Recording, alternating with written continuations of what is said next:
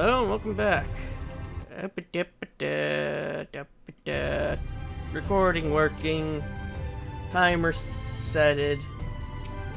I set timer.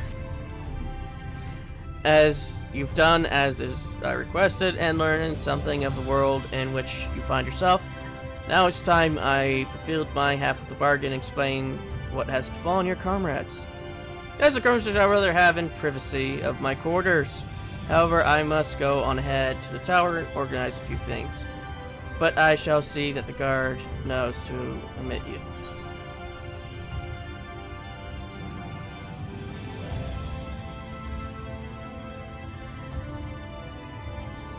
I'm not familiar with that name. Is there something I should know?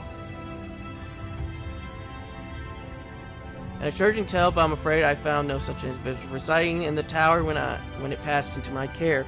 Mayhap we can revisit that mystery another time. For now, I think it best that we focus on the present.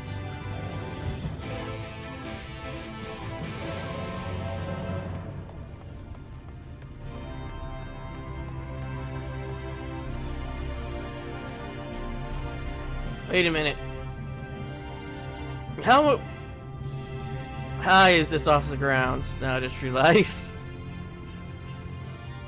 Does that mean the entirety of the city is built on top of the labyrinth?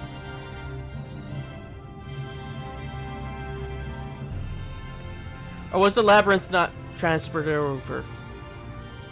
Reign, sir, the XR waits you within.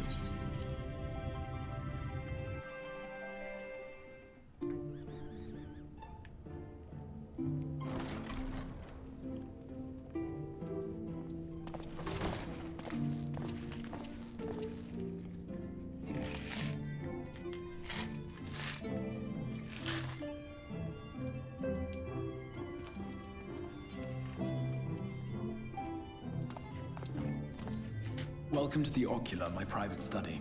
We can speak here without fear of being overheard. I have much to explain, but the truths which I must touch upon in doing so would cause only distress and confusion to the people of this world. Pray keep that in mind. Now, I am sure you are desperate to know the fate of your fellow scions. To put it simply, they are here in the first. Their arrival, however, was not as recent as you may imagine. Here, time flows at a different pace from that of the source. In the space of a single hour in your home world, an entire year might pass in the first, and the reverse could also be true.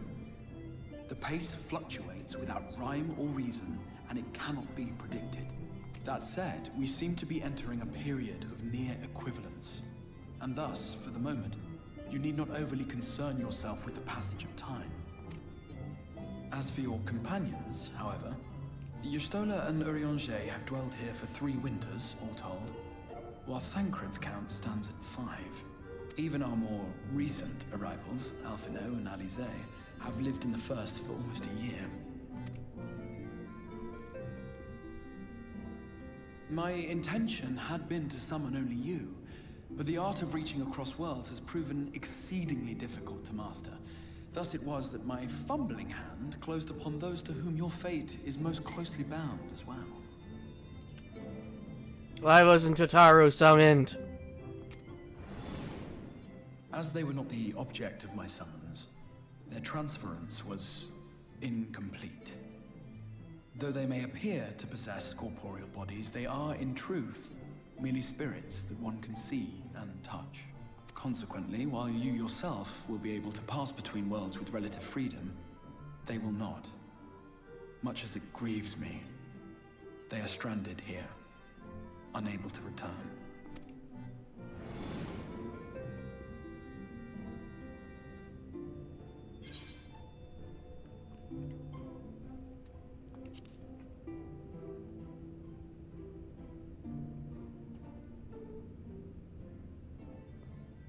We spent every waking hour searching for a way to reverse the summoning. In the beginning, at least. As you may have surmised, however, our efforts met with little success. And then we all but abandoned the endeavor once Urianger shared with us the vision he had witnessed during his journey through the rift. In that chaotic no man's land between realms, time and space warp and blend in unexpected ways. What Urianger saw was the future. That which would one day come to pass. In his vision of tomorrow, the first was rejoined with the source. This collision of worlds brought about the 8th umbral calamity and the deaths of countless multitudes. Amongst those who perished, Urianger clearly saw the fall of the Scion's mightiest champion. He watched you die.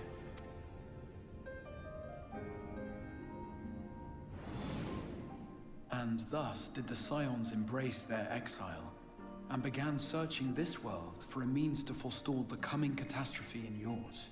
Their souls are stranded in the first, yes, but they have fought on, desperate to save their home and you from destruction.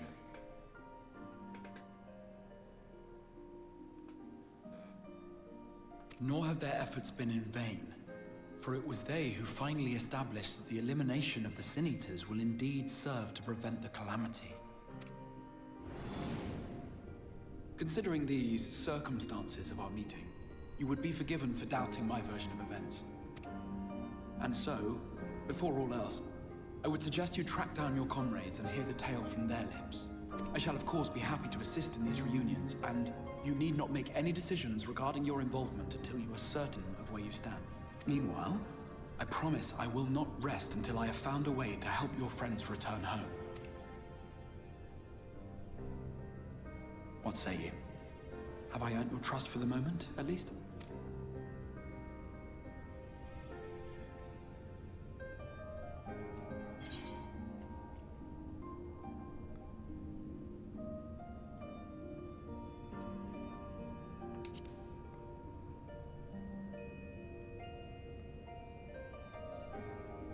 Excellent. You will not regret this. With that settled, we shall have to see about getting you ready for the road. Traveling across the rift has no doubt left you weary. I will arrange for a room where you might rest in comfort. While it's being prepared, perhaps I can show you around.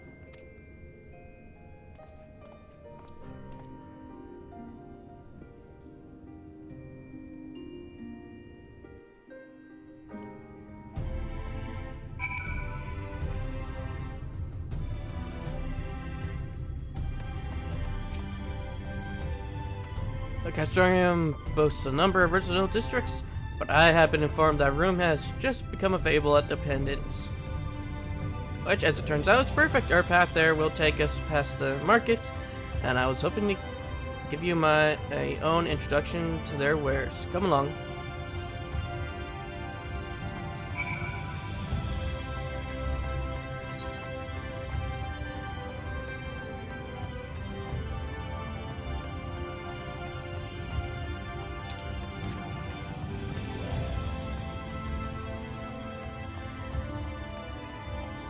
Sorry that I sound a bit different there, because I had a Tic Tac in my mouth.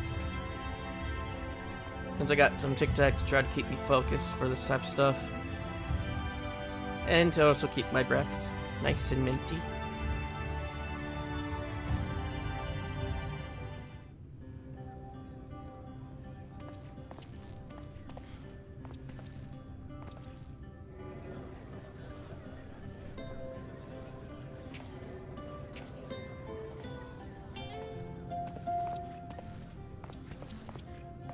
Oh, umbrellas. This is the Musica Universalis, the commercial heart of the Crystarium. What you might need to prepare for your journeys can be purchased here.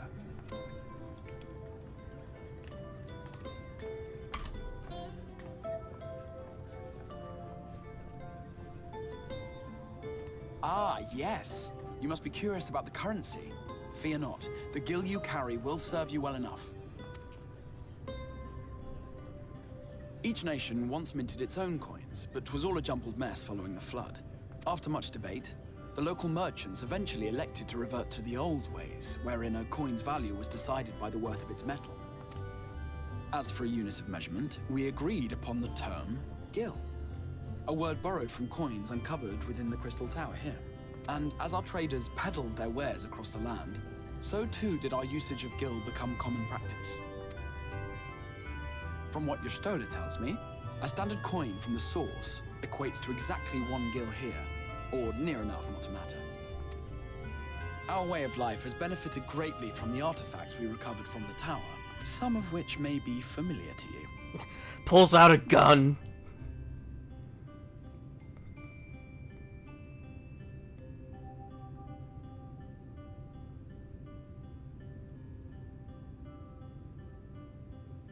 Ah, phones.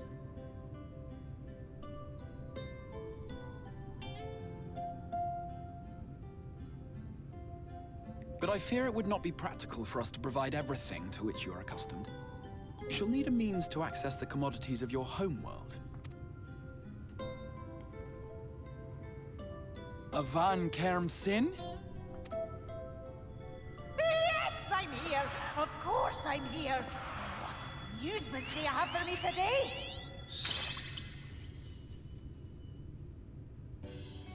My dear Feo Ul, paragon of pixie kind. For you, I have the most vital task. This fine gentleman is a friend from a distant realm. Is it okay just to speak this out in public? And we have need of a means to ferry things back and forth from his home. Might you be able to assist us in this matter?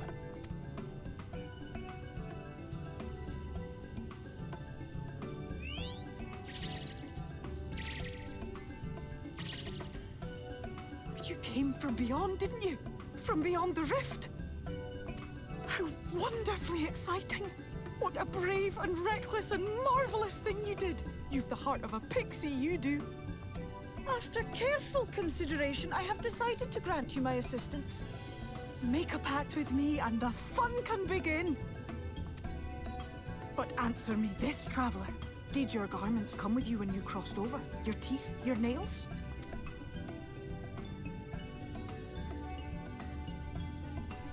Just as I thought! Then you've a good stout connection with your home through which all your belongings, great and small, may easily pass. Why do you have a gem in your chest? Are you like a carbuncle?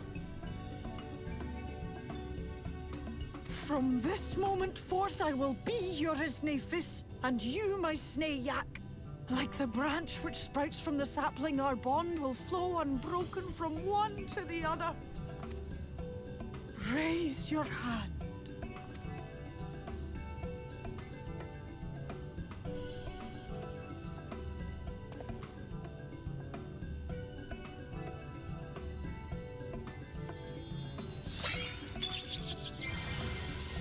And then Edgar lost his hand.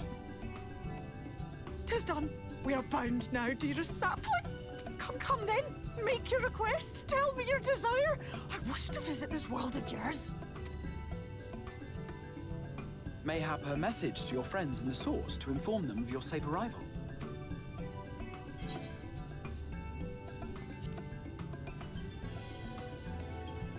Consider it done.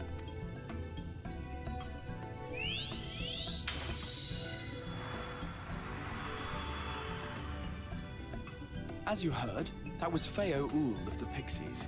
Their kind possess an affinity for magic akin to that of arcane beings. They rarely show themselves in populated areas, but Feo is insatiably curious even by pixie standards, and seems to have taken a liking to the Crystarium. Right, we were going to organize a room for you, weren't we? Come along. Well, that explains the gem in the chest. Considering carbuncles are arcane beings. I think they are considered that. As a result of your pact with Feo Ul, you now have access to delivery Moogles, market boards, and summoning bells while on the first. All the things that Edgar preferably not use.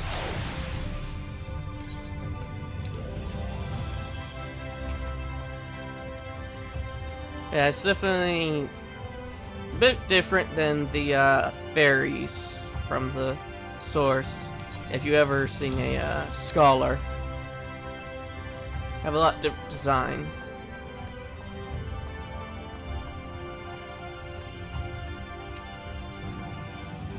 There you are. I was just finalizing the matter of your accommodations. You'll have a private room here at the Penitent for the duration of your stay, to make use of as you see fit. When you are ready to retire, the manager will show you to your lodgings. Pray rest and recuperate, and we shall reconvene in the ocular anon. I believe that covers all of the particular concerns.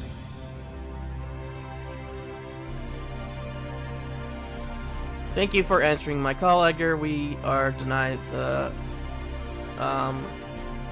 comforting blanket of night, but may peaceful dreams attend you nevertheless. To meet you, sir, and welcome to your new home at the Penitent. Your room is ready if you care to retire.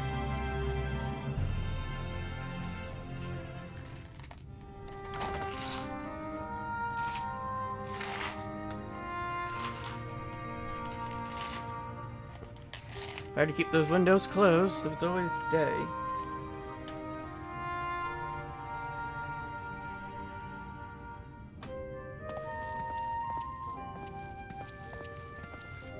Edgar, no!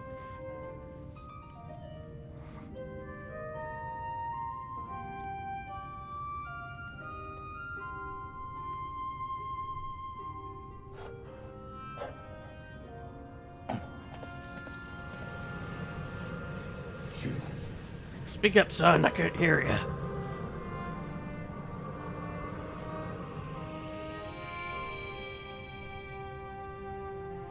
I know you.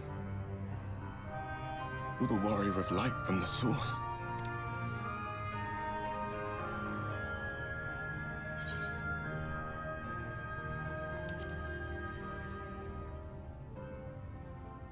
What?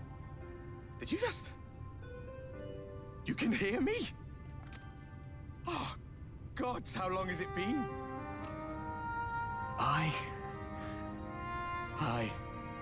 That was what I called myself in your world. The Warrior of Darkness. My real name is Ardbert. I used an alias in the source. A daft one, looking back. Your friends still called you that, though. And you called your friends by name. Well, they all did. Even though the name bar saying different, said different.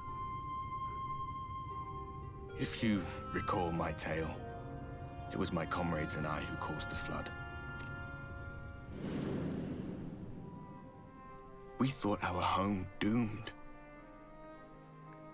And so we listened to the Ascians. Let them guide us to the source, and tried to hasten their goddamned ardor. I remember when we fell, defeated by you and yours. I remember our audience with Minfilia. How she listened to our pleas and returned our souls to the First.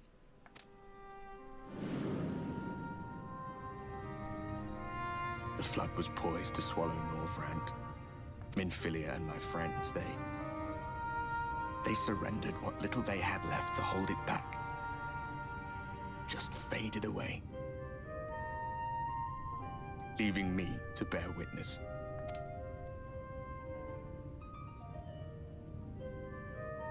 Tell me, do you know the year? How much time has passed since we caused the flood?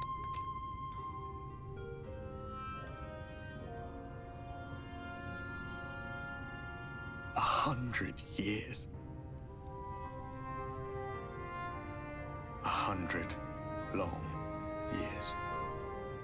Give or take. From what we've been told, it's probably been more than 100 years.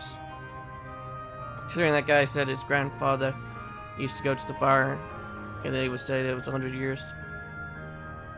And that guy looked pretty much in his, 40s or 50s.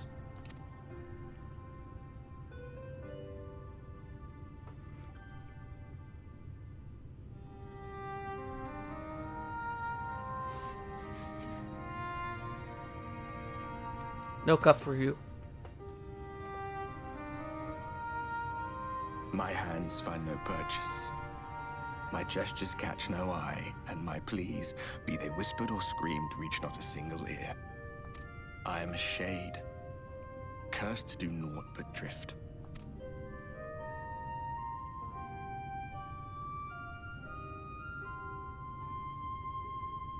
I feel as if I've been walking forever. I hardly noticed when my mind and body began to fray at the edges. Then bang! My senses were sharp again. I felt like a fish being reeled in, and before I knew it, I found myself in this room. Why is it that you can see me? What are you even doing here, come to that?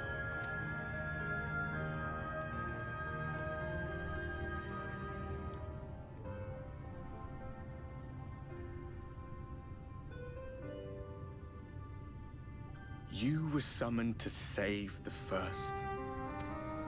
A waste of time. This world is beyond saving, like those who try to save it. Muddled as my mind may be, I've not forgotten that. But if fate has brought me to you, the one person in this God's forsaken world who can see and hear me, then perhaps there is a reason I endured. If I can find out why I was left behind, then maybe I can bring this journey of mine to an end. Well, I'll be watching, Warrior of Light.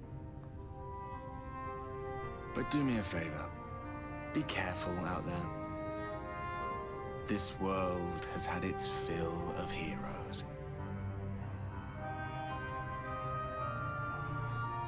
I was kind of hoping that he was going to face through the door.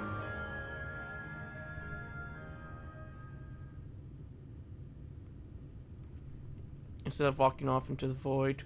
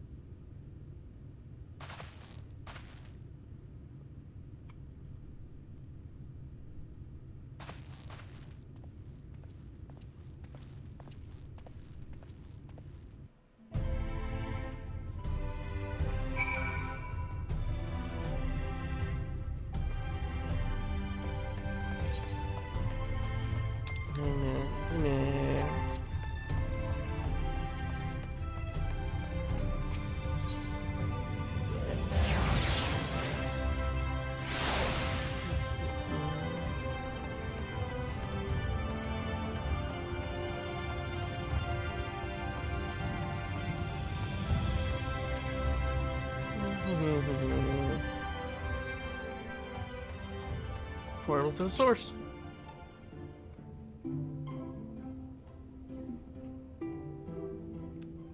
Ah, how did you find your new quarters?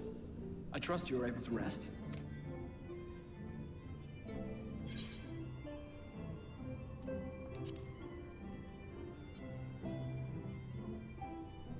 I was not aware the room was haunted, and you were rather tired. Well, should you receive another visitation, be sure to let me know. Now, let us return to the subject of the Scion's whereabouts.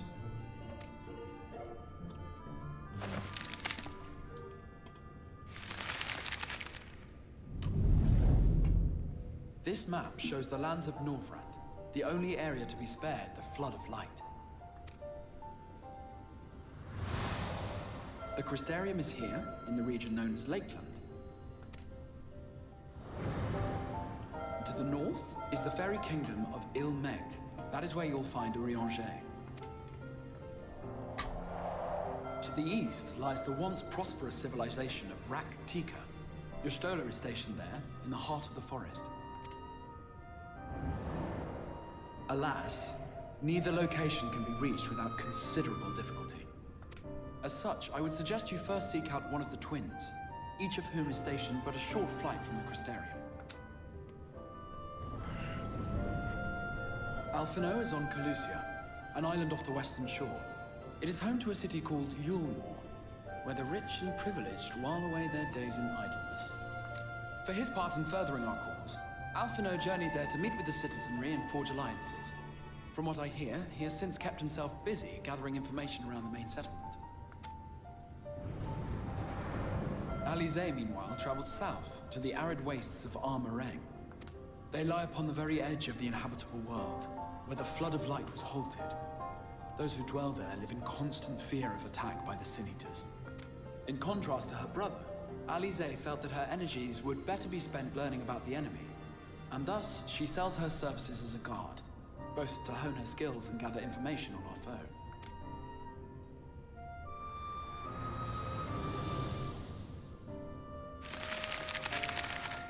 What about Thancred? So, will it be Calicia or Armorang? It matters not which you choose to visit first. Simply inform me once you have made your decision, and I will see to it that you are provided with a suitable mount.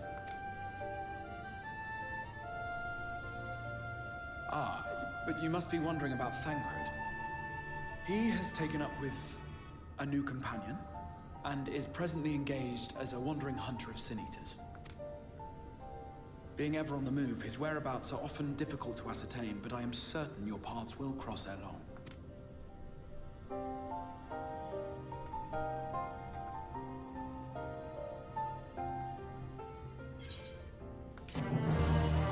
Ah, we've got pants.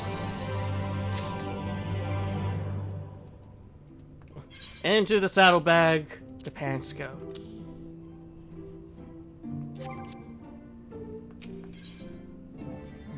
Alize. Ready to depart for Amareg. Alize will be overjoyed to see you safe. I know she was particularly concerned for your well-being. She's impressed upon me how regrettable the timing of her summoning was repeatedly. I only hope that my part in sending you to her will garner me some measure of forgiveness here. This is a letter of introduction addressed to a man named Cassard, the master of the merchant's caravan. There's a few who knew the way to the desert as well as he does. Find him at Amaro launch, and he will see that you reach your destination. You will visit Alphino and Colisithan. Excellent. As I mentioned, your destination is an island off the west coast, so you will need a mount capable of making the journey. Here's a little production present to Sazem Jemai, the master of beasts at Demen Rookery, and he will take care of you. When you see Alphino, be sure to pass on my warmest regards.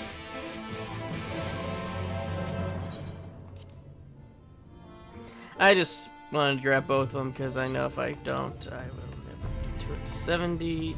Oh, right. Everything here is to your level.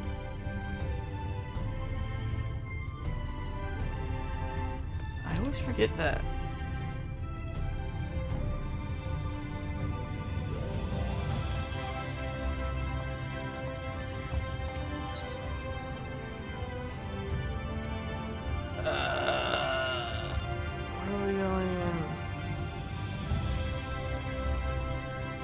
Okay, where is this?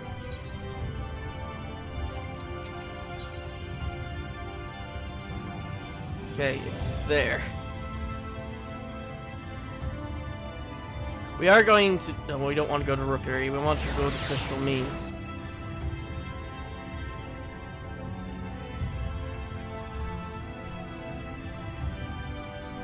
Because this blue quest is just for the sightseeing thing.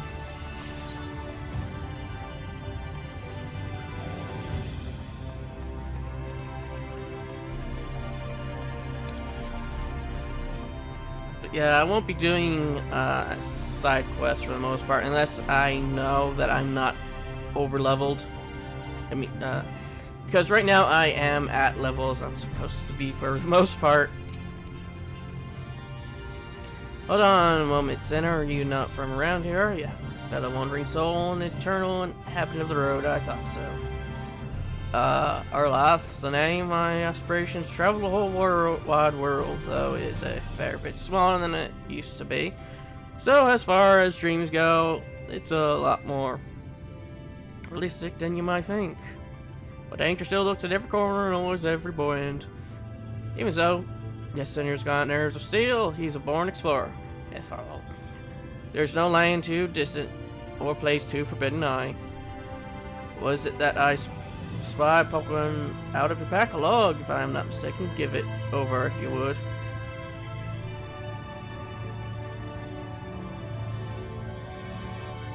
That's a record of fantastic vistas and unforgettable sights. For kindred spirits, tomorrow a feather. Excellent, excellent.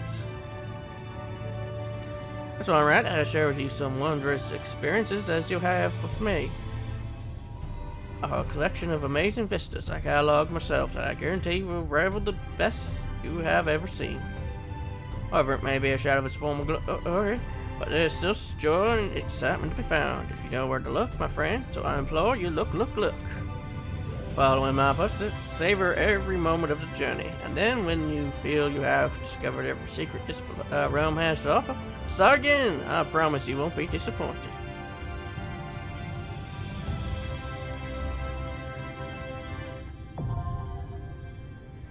Yep, now I have sightseeing log.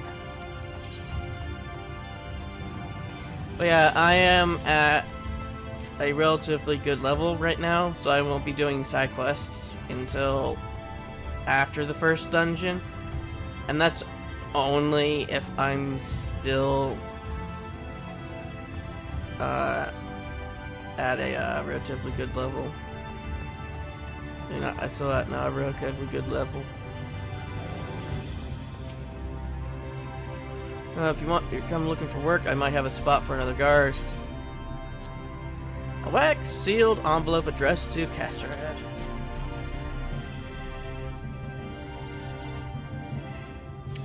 Oh, a friend of the XIV, hoping to meet someone in Amarag, are you? Then I shall be your guide. I was about to set off for our outpost there.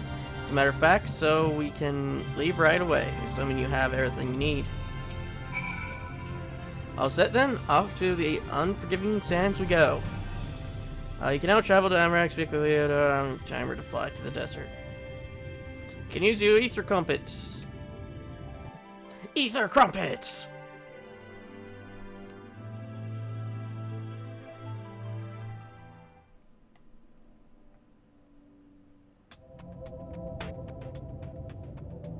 Arang.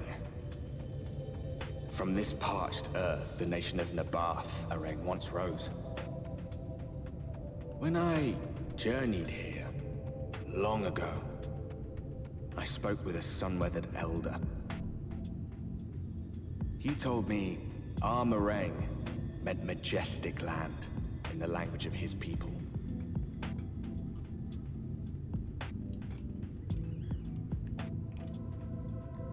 And so it might still be, were it not for the light's unrelenting onslaught.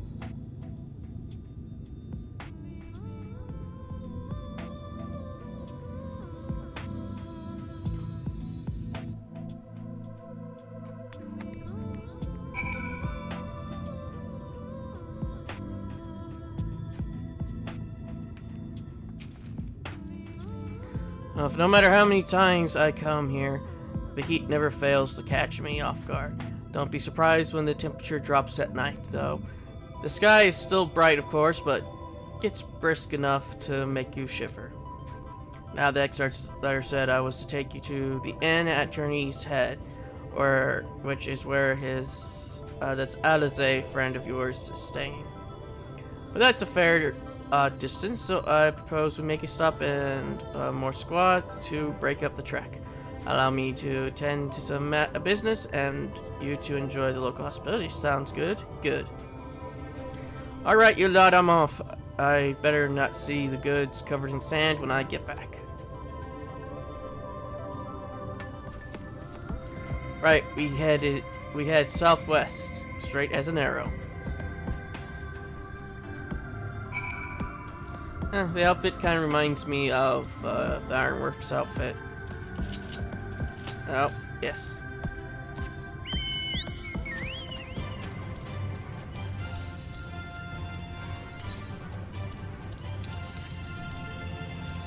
Wait a minute. Apart from that, we are missing something. What are we missing?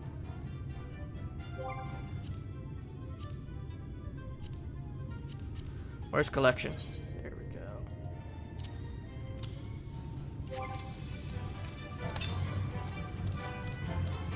Southwest.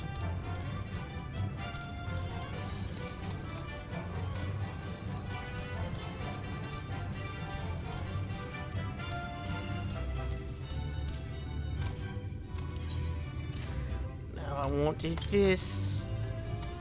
Okay, so it's on the other side of the chasm.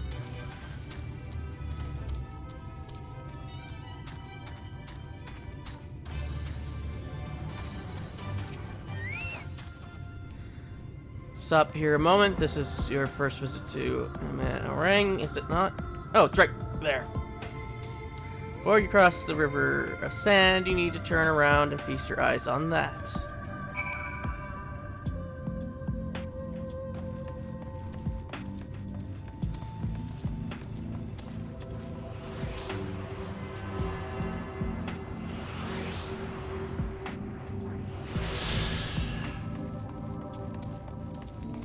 Hey, what are we doing?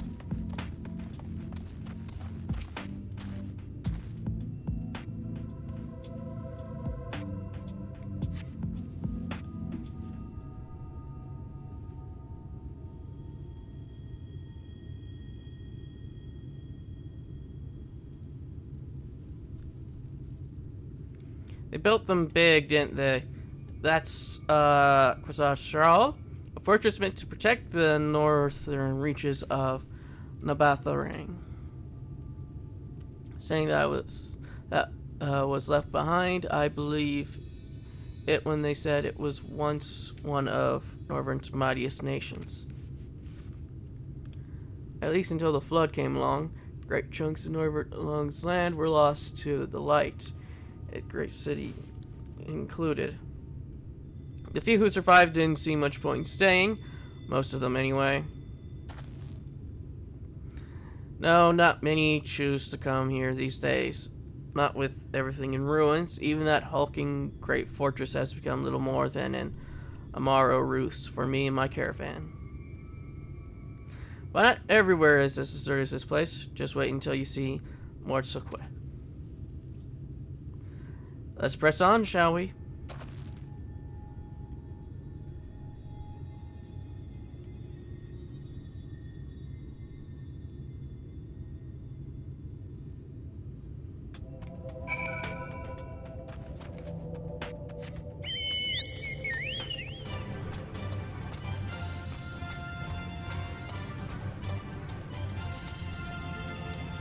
Okay.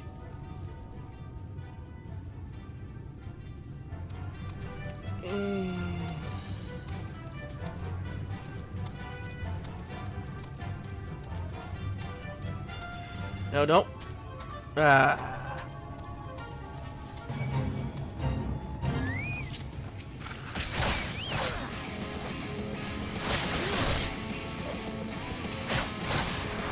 Might as well.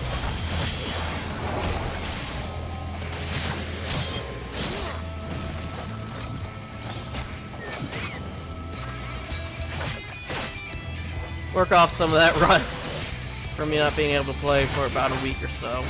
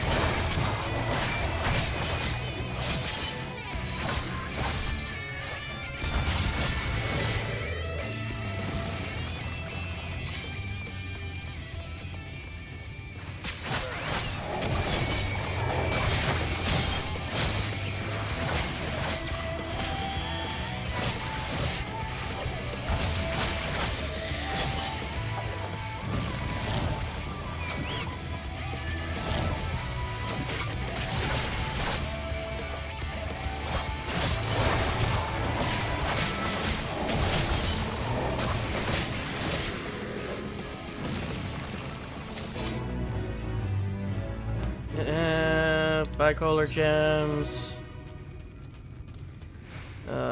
Fates in certain areas offer bicolor color gems as rewards. They can be used at gem traders for rare items.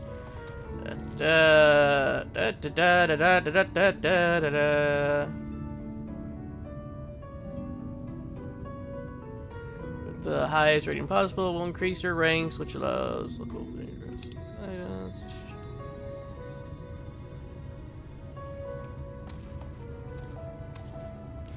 To view progress, shared fates.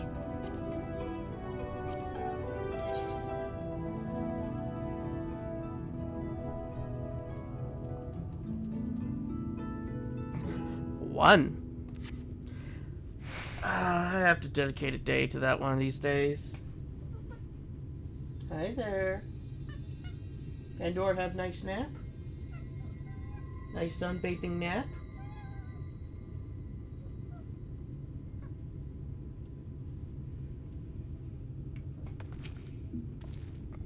Here we are, more sucked by the blessed shadow. I love this town.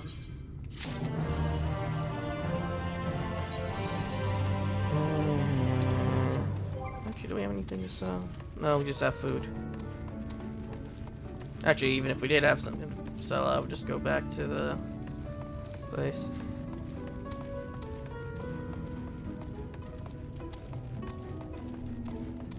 Oh, right. Cabbage.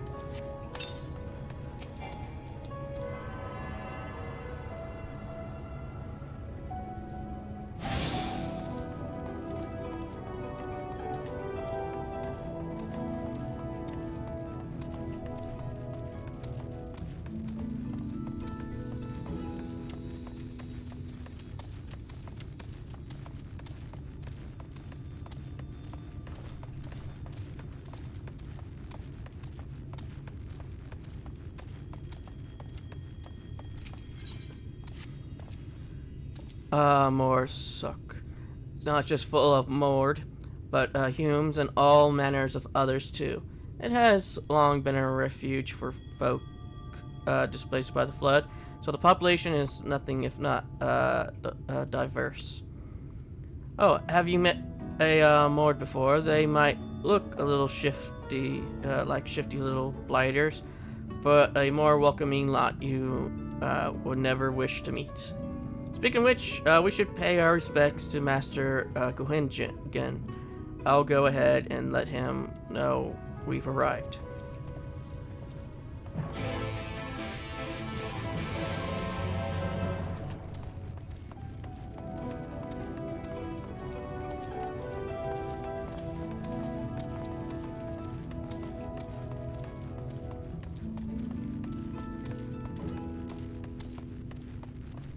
I wonder if these people also have pocket worms.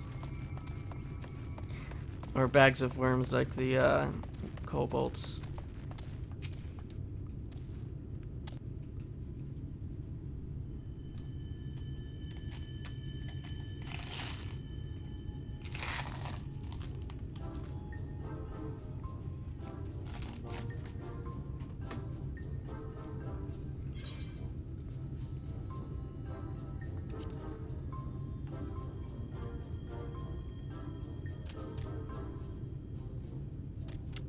Master Gengen, this is the friend of the Exarch I was telling you about.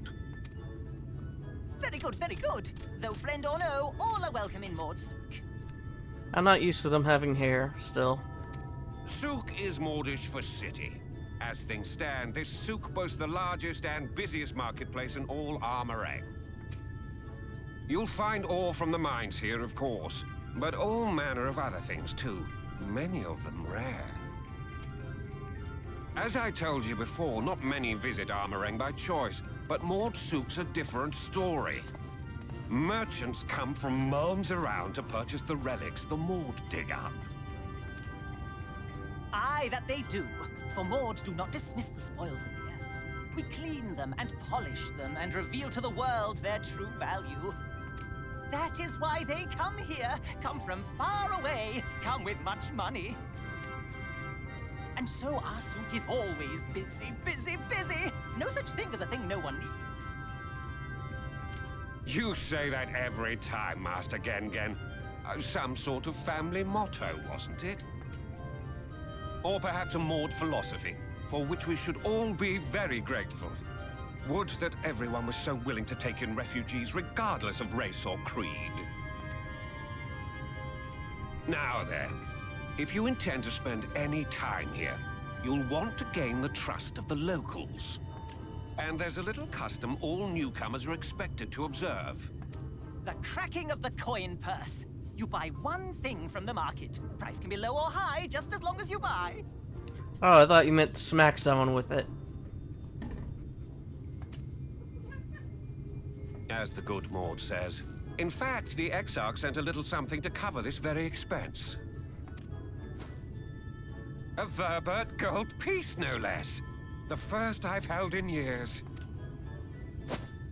Verbert gold? Real Verbert gold?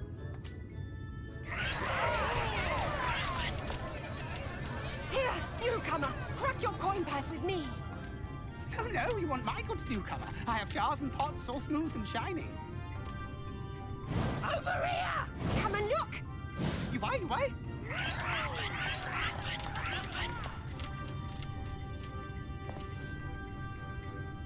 Enough of that! Calm, I say!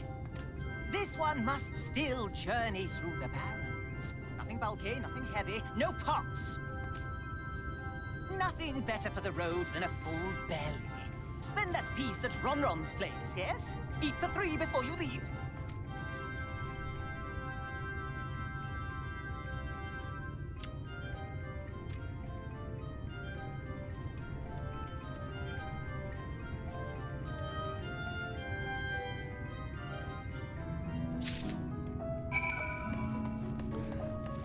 They don't even give you a choice.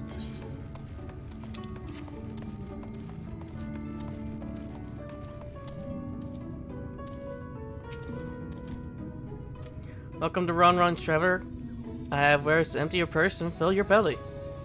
Take your time, stare and sniff before you choose, but no drooling on the merchandise, yes? Move your camera and zoom in. Targeted foodstuff and expected. Meat! That's my ever-burning bounty, made with the best parts of the lizard, cured in spicy spices. Some find the smell challenging, but it'll warm you up on chilly desert nights. I believe that wasn't my choice, because I don't like spicy food.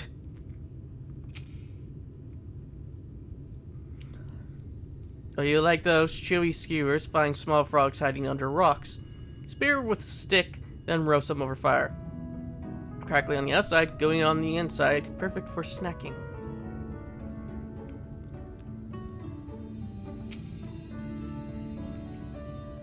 Everyone's favorite plump white worms. Slathered in honey, once you eat a glazed wurgler, you'll never want any other treat. And I believe I chose this one, just the bread. I call that much loaf. Metal is stuffed with bittersweet cactus fruit, so even if the bread dries out, it's still moist inside, keeps you going in the heat.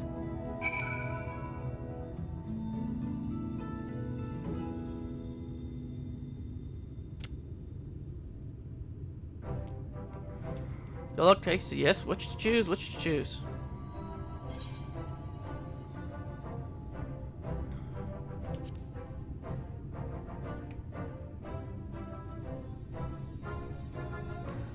Yes, put some spice in your step. You won't feel the cold this night, and probably not the next one either.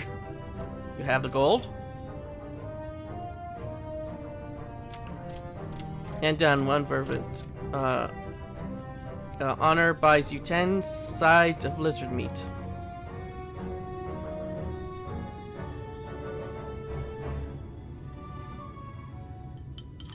Well, that's a lot less than what I got for the other one.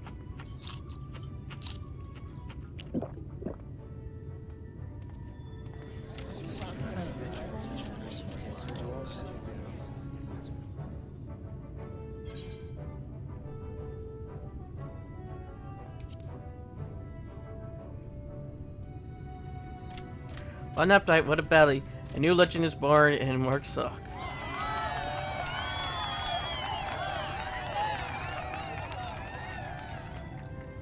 Considering your coin purse cracked, I am pleased to accept your custom, and Junjin will be pleased that you honored ours.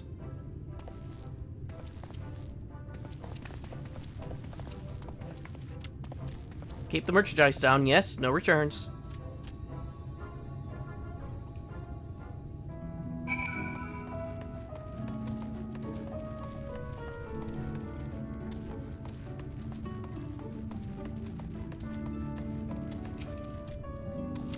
I was watching from here after you honored our custom and with great relish. You will always be welcome in Morksock. If you need anything in Amarang, we are here to provide.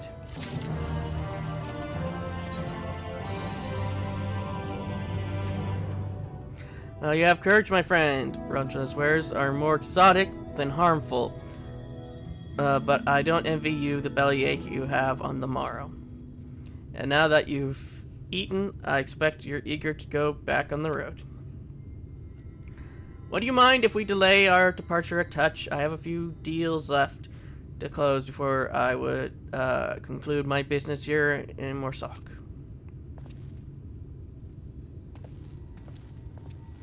Offering your service, are you?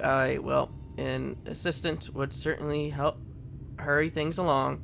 I have a receipt here for some goods. Recipient here for some goods in need picking up from the merchants market. All properly paid for, just needs to do the lifting and carrying. I'll go and take care of some last minute haggling then. See you in a bit. Ah, you have market receipts. At any time during the quest by using the relevant item in the key items menu.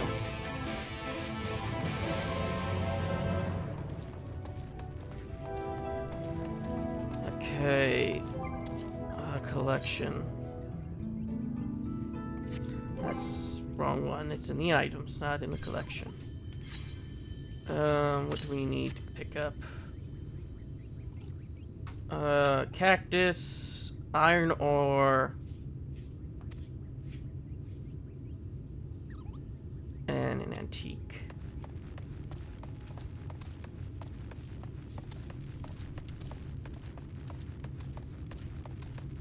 Pandora's next to me trying to bury her food. No, we don't need armaments.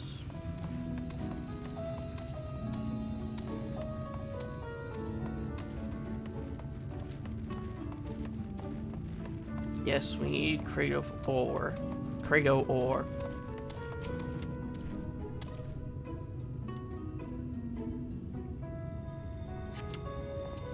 Alright, sent you, did he? Yes, yes. Right, yes. What kind of ore was it again? Iron ore, of course, that would explain this box I have here. It's all yours.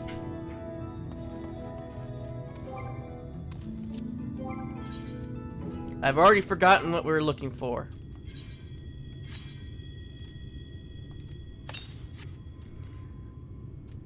Thonton table. Cactus and Norebrang and quitties from Millie Millie.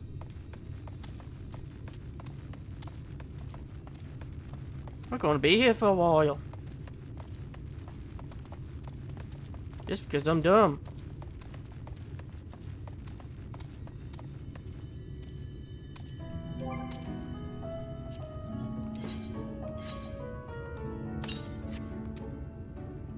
Bring antiques.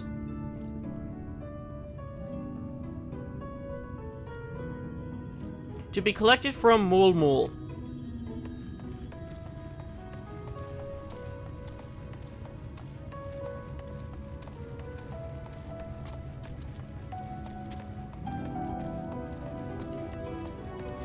We need table cactus and Mul Mul. Mul Mul. Mul Mul.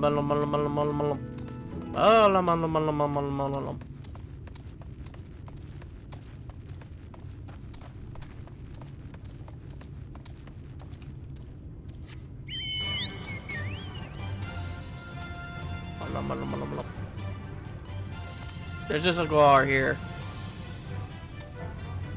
Be gone, Guar! Back to Morrowind with you!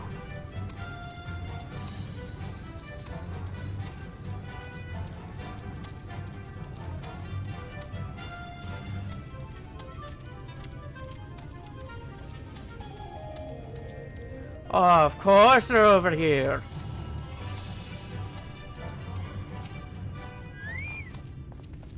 Give me my table cactus before I slap you with a Guar.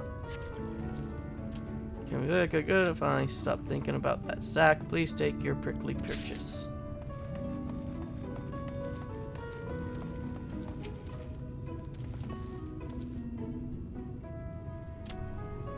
Oh, I gotta stay on the side.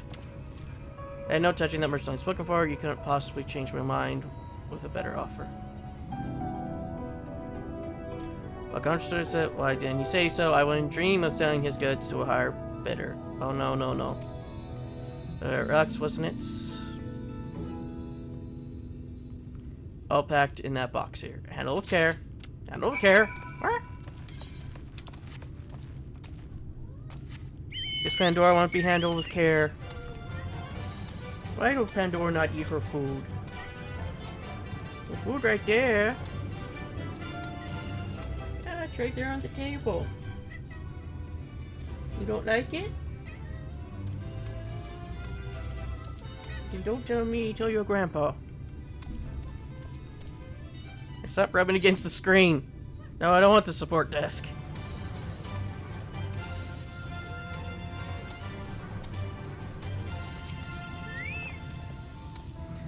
Don't tell me you've been around the entire market already. I got lost!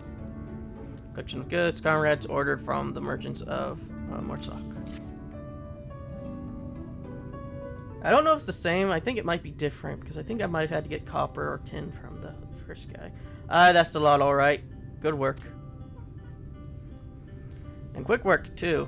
Considering you've not set foot in this place before, I thought you want to sit in the city like the Exarch, but something tells me you're not a stranger to visiting strange lands. Unfortunately, your efficiency presents something of a problem. I'd hoped to conclude all my business before your return, but it seems that I've been some confusion over one of the orders I placed. I have to drag in my middleman and sort this mess out. I'm sorry to make you sit around and twiddle your thumbs. Alright, I feel like an age since I last saw you.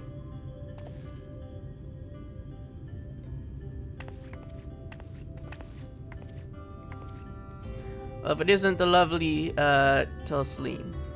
It has been a while, but your timing couldn't be better. This gentleman was on his way to meet with Alizé. I'm supposed to be taking him to your corner of the desert, but a misplaced order has commandeered my attention. Wait, I know who you are. Alizé's told me so much about you. You're Edgar, aren't you? I know it. How wonderful to meet you in the flesh after hearing all those stories. I'm Tulsleen. I worked as a carrier at the inn, and I've gotten to know Alizé quite well since she took up guard duty there.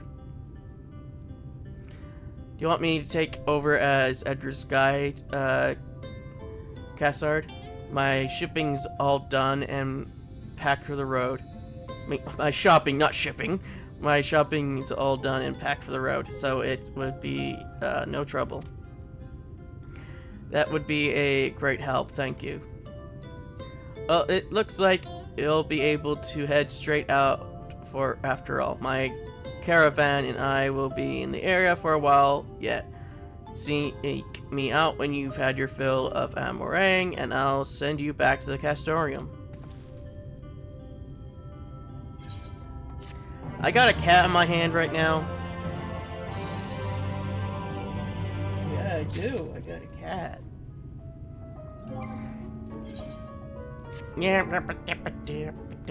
No, not inventory. The one below that.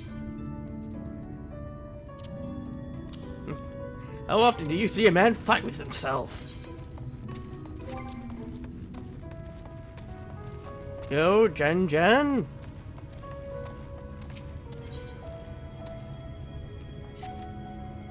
Greeting, friend. You like helping people, yes? Maybe you can help me too. You see, my son, Gungun, makes me very proud but very worried. He works very hard, too hard for his own good. He follows orders, yes, follows them until someone tells him to stop. This is very dangerous, bad for his health. I need you to speak to him, persuade him to rest. Yeah, I know how that feels. It's not working too hard for me, I'm just too dumb to know when to stop. He should be near the red Sorai, probably leaving no stone unturned in his search for relics. Please tell him his father orders him to stop.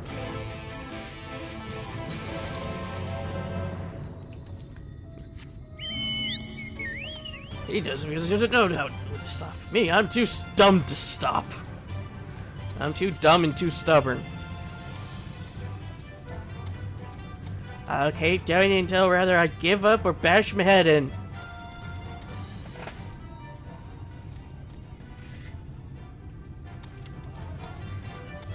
But I'm also too lazy. Too stubborn, too idiotic, and too lazy. Be gone with ye! I ain't fighting ye today. You're just a flying mushroom. I mean marshmallow, not mushroom.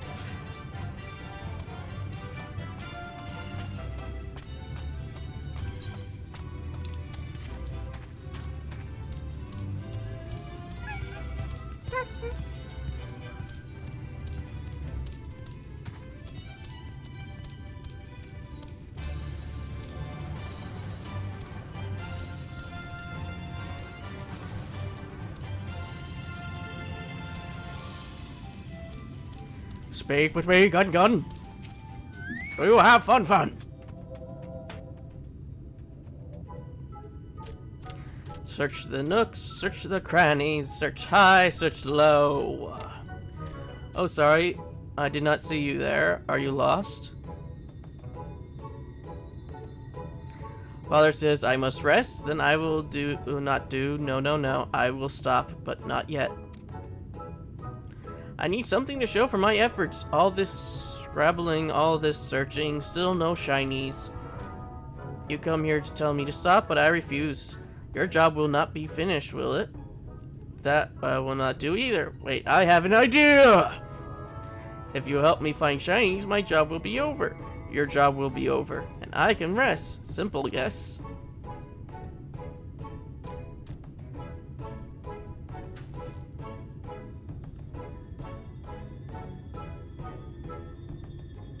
Look under that rubble. Find whatever there is to be found.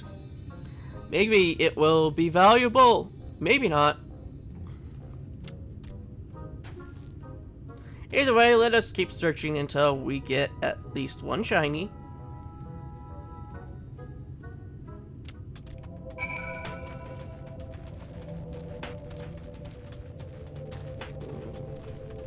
My nose is itchy. Itchy nose. Nose of itchiness.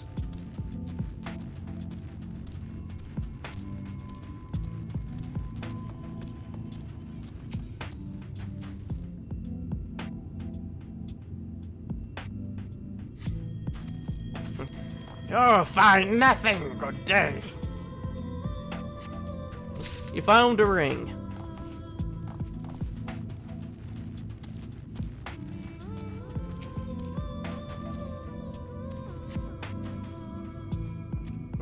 You failed to find a shiny. A lot of people try to shiny on Pokemon.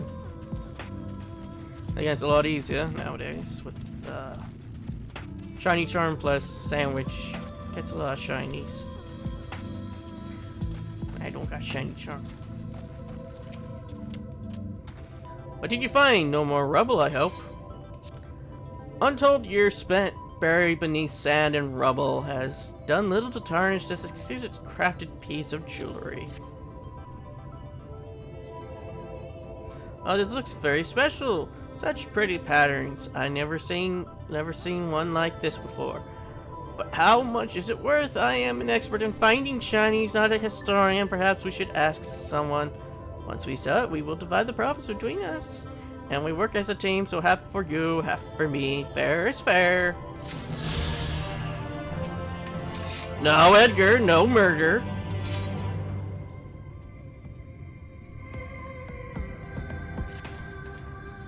Such a pretty ring, almost too precious to sell, almost. We will ask a friend of my father's how much it is worth. He is a good man. We can trust him.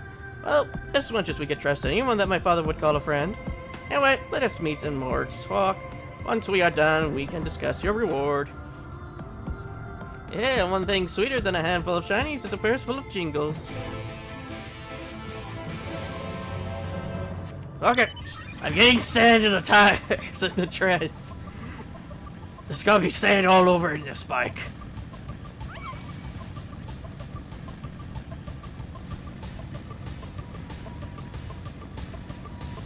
The exhaust is gonna be hell to clean.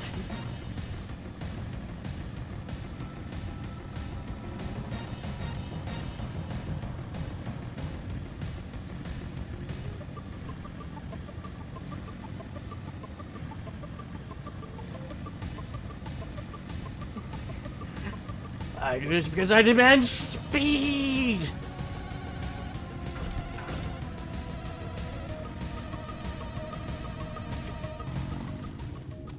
Very close he is this way.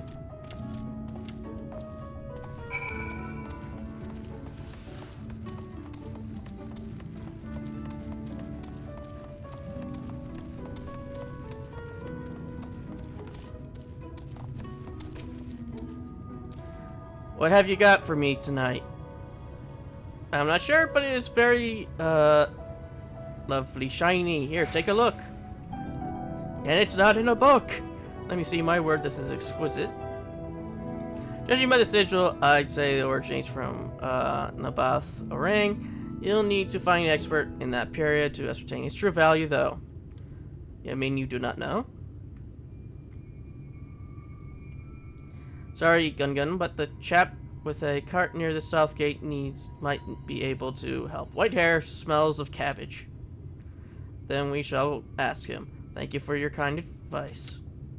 Smells like cabbage, eh? He should be easy to find in that case.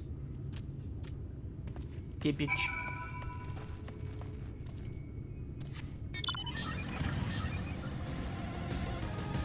Find the cabbage man.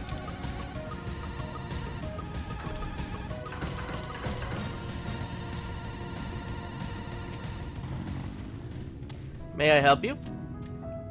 Please tell us what this old ring is worth. I have not seen one of these in a very long time. Oh, what is it? It's no simple ring. See that sigil? Used to seal letters, it was. The owner must have been someone quite important, but you best speak with Jamal if you want to know who it belongs to. If you want to know about crests and such, he's the one to ask. Not again. I just want my jinglies. Hopefully Jamal will be the last one we have to ask.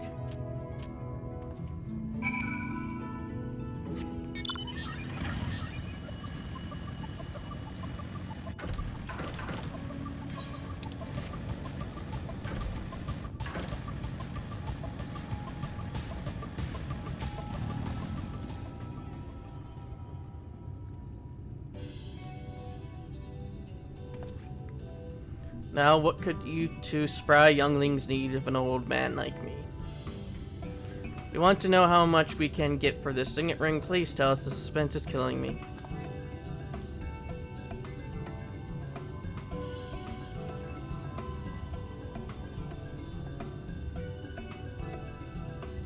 Where did you get this? It belongs to a Malik of Nada Orang. Well, that sounds very valuable indeed, so how much? To historians it is priceless. In all likelihood there is only one such ring in existence. Though I'm afraid that to the layman, unversed in ancient sigils, it is worth no more than any other signet of a similar age. Anyone in Barang with even a markroom of wealth would have had one bearing their mark. So it is priceless, but only not worth very much. I am confused. It looks like we will not roll in riches after all. I am very sorry to have dragged you around Morswalk for nothing. But, as we always say, no such thing as a thing no one needs, and hard work is our own reward. Something like that, anyway. While your coin purse may be no heavier than before, you have learned an important lesson. At least I think so.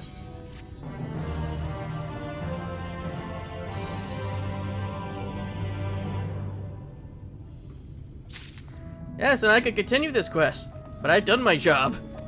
Edgar done job to get you out of the sand and into the city,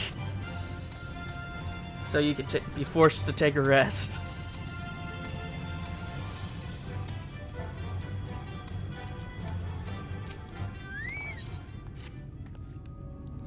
Alize has been desperate to see you, Edgar, so let's get you to her sooner rather than later. The inn isn't too hard to find, really. You can actually see the top of the rock spire from here. Just need to swing around the ridge, then head south. Come on, I'll get my supplies together and meet you outside.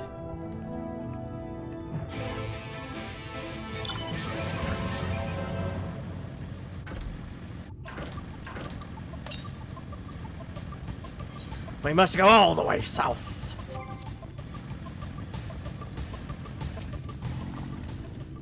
How's it? I should probably mention the wildlife. While most of them will leave you be if you keep your distance, the local coyotes have learned to pry on folk heading home from the markets. I would usually swing a sword well enough to fend them off, but I may have loaded myself down with too many bargains today. Do you think you can handle any beasts that would try to make a meal of us? I thought you might, as I was always saying how much you, I mean, let's get going, shall we?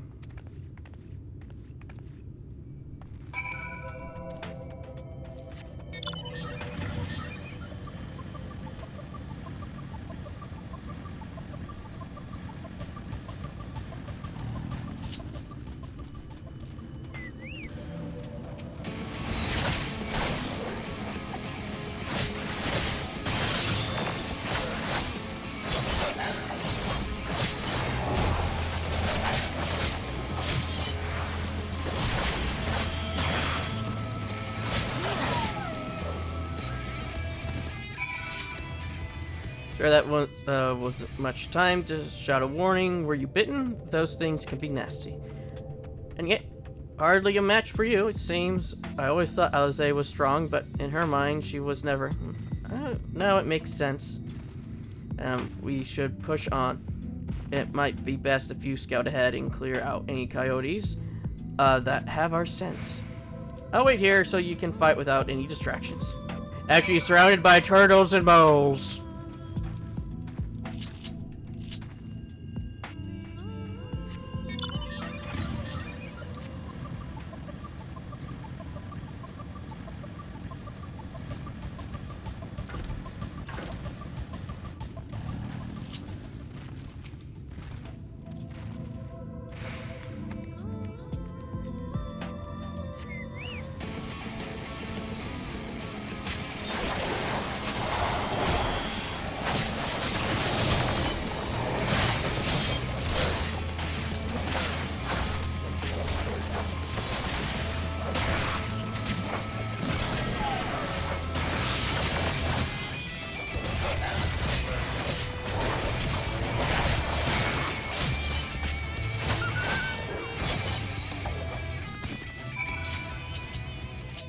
I will always be doing that. I'm so used to having... What the fuck is that?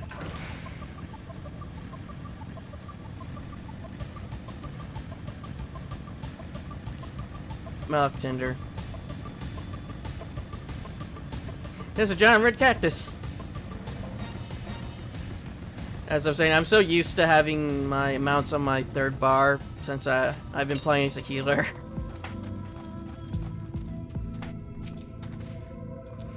Well, thank goodness you're back. I heard the howling and snarling from your frightful creatures. Let's hope the rest have seen your handiwork. You know how to avoid and avoids us now. I need to get these supplies back to the inn.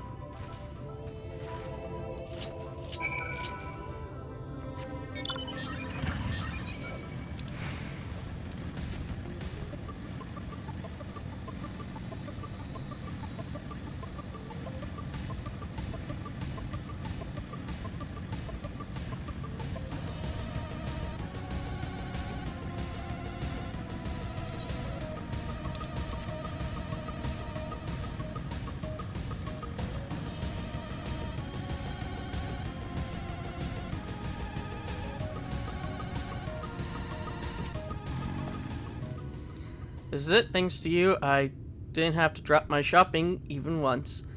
Come to think of it, I'm glad I didn't make the trip alone. Seems you ended up escorting me. I will have to repay the favor somehow. First, let's head inside, shall we?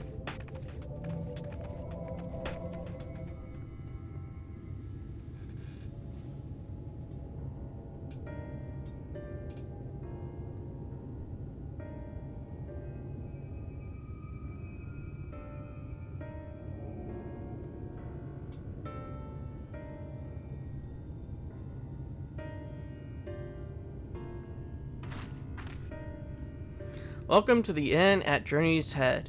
You might be our first visitor from the Crystorium since Alizé arrived.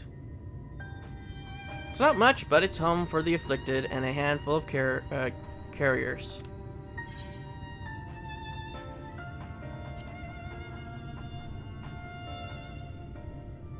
You don't know? I don't think I've met anyone besides Alizé who was so unfamiliar with our situation here. Most folks have grown up knowing someone who knew someone. I might leave out something obvious, so it may be best to have Alizé give you the full explanation.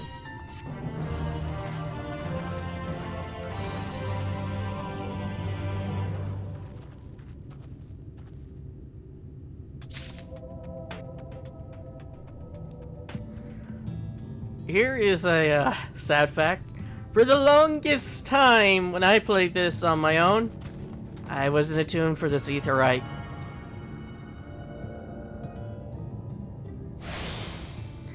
I think it was after Shadowbringers, like in the post game, when I finally realized I wasn't attuned to this.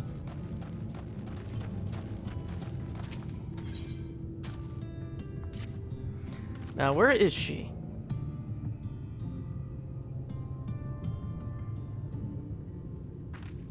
I think she might be out on patrol.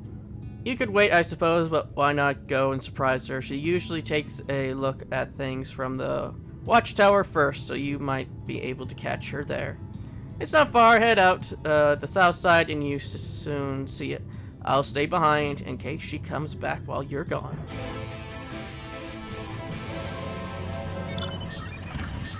Trying to get sand everywhere.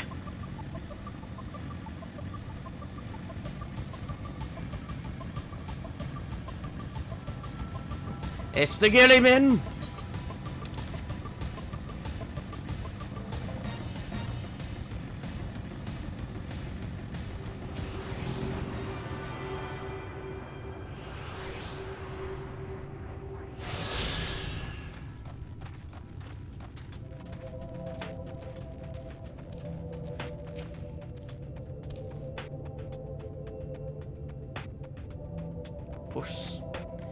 Alizé is nowhere to be seen, but you spot fresh footprints on the ground, and they look to be about the right size.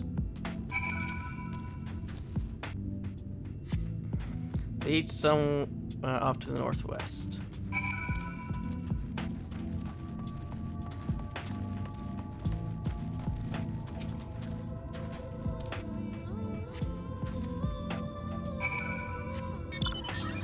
Let's drive around the Gillyman. No, be gone, Gillyman.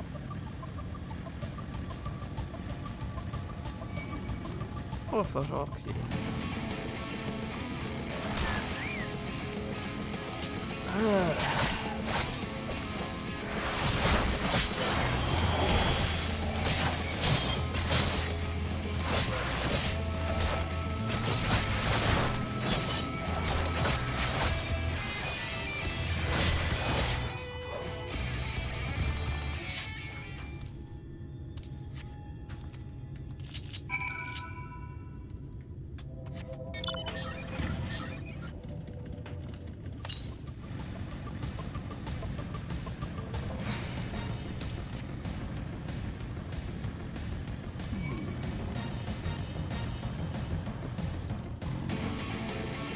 I don't think Edgar can make that jump.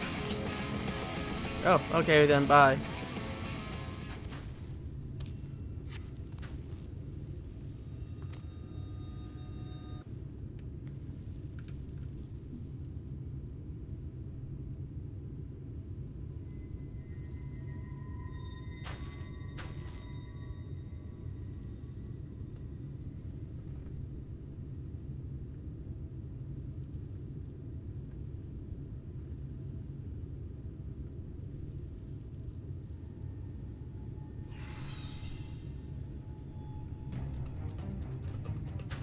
Get back here!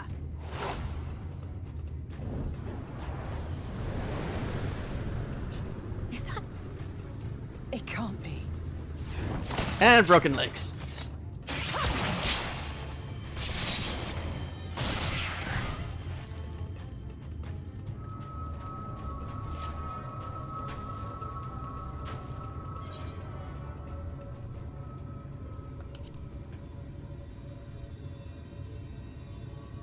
I had it under control, right up until the moment I didn't. I'll do better next time. I knew you'd turn up sooner or later, but I had been hoping for sooner.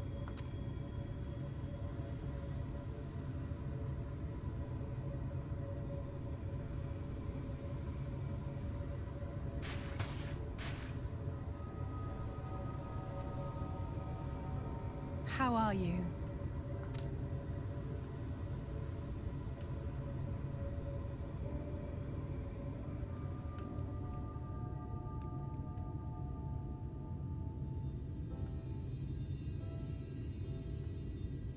Yuck.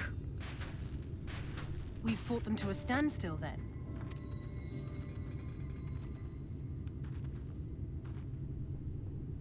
The Exarch did say that the Empire seemed to have drawn back when he last looked in on the source. But without knowing for sure how fast time was passing there, I couldn't help worrying that a lot might have happened since then.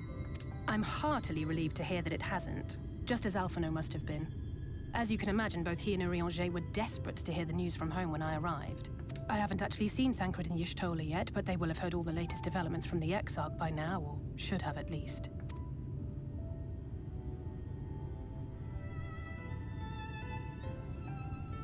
When I think of how frantic Tataru and the others must be, I want nothing more than to rush back and reassure them. But we still haven't found a way to reverse the summoning. And even if we had, we couldn't just ignore Urianger's vision. He may use 10 words where one would suffice, and they may often obscure as much as they reveal. But on this matter, he was as clear as day. I do not doubt for one moment that he saw what he claims. Nor how difficult it must have been to speak about them. The 8th Umbral Calamity and your death aren't exactly topics for idle conversation. As much as I might want to go home, I don't want to go home to that. We can't allow the rejoining to happen, which means we have to save the first from the Sin Eaters.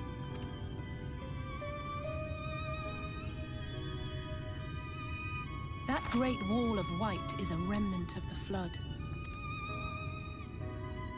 100 years ago, the balance in the First tipped decisively in favor of light. From that moment, it rose and swelled with each passing day, and then, without warning, it burst forth like water from a broken dam.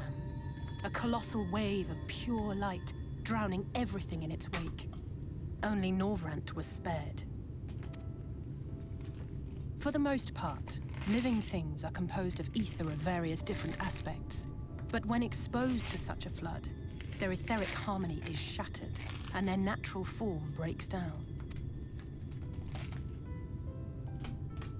Then they either perish, or are warped into mindless abominations.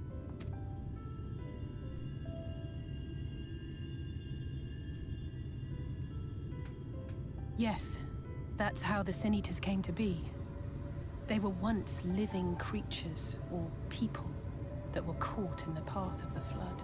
Once the change is wrought, there is no going back.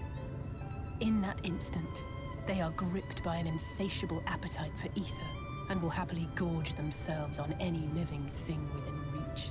But even that is not the worst of it. The stronger Sin Eaters can plant light in us, like seeds in soil, corrupting our ether and triggering the birth of new monstrosities. They are creatures of base instinct that exist only to feed and to multiply. They feel no pity, know no remorse, and are utterly deaf to reason, which is why they must be destroyed. Every last one of them. The infirmary is full of the Sin Eater's victims, left here to spend their final hours waiting for the change to overtake them.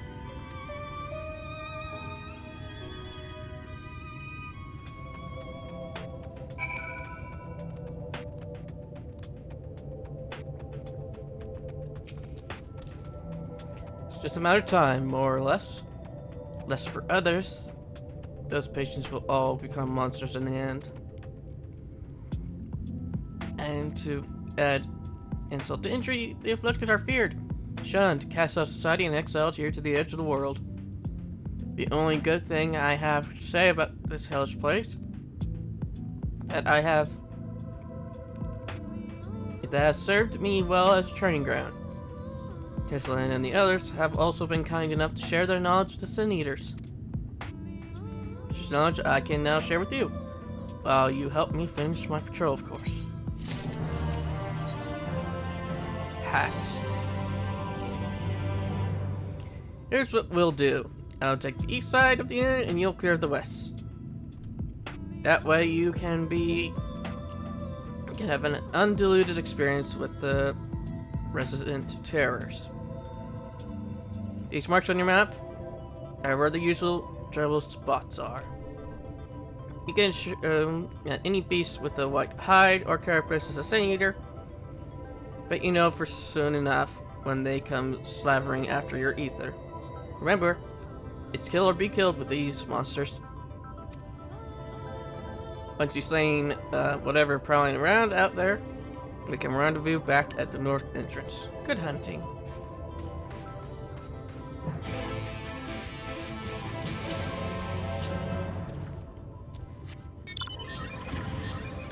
There's squalor everywhere!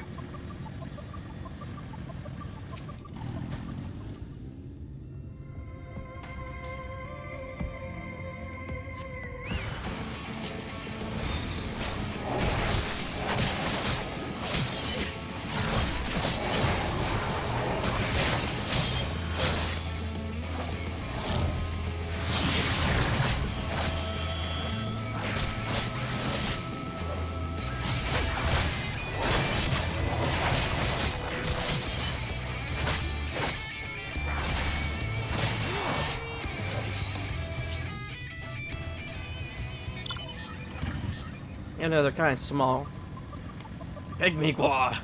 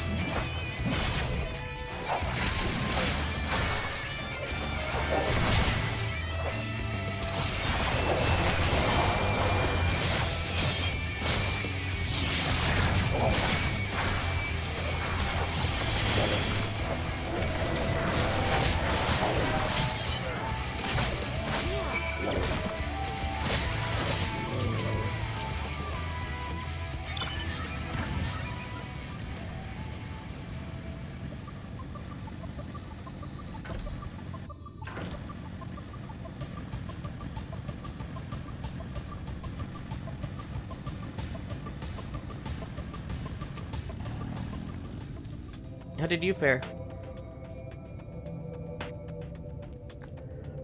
Oh, I thought there might be one or two lurking out on the fringes. Nothing out of the ordinary for this area. Expect you notice it yourself, but individually, these lesser stone eaters are no more deadly than any natural predator you might encounter in the desert. It's when they appear in numbers that they pose a threat, much like the void scent. They have an unfortunate tendency to flock to the stronger of their kind. Speaking of that, I wonder how the void scent is doing with me sending all this like ether to it. Thus, when a powerful sin eater goes on the hunt, it might be attended by a veritable swarm of weaker kin. Imagine an army of such creatures descended on a village or hamlet. That's the basic idea behind my patrols. To call their ranks often enough that their numbers won't be overwhelming when the big one comes out to play. And you're certainly helped on that front. Let's report our victories, Tesleen, shall we?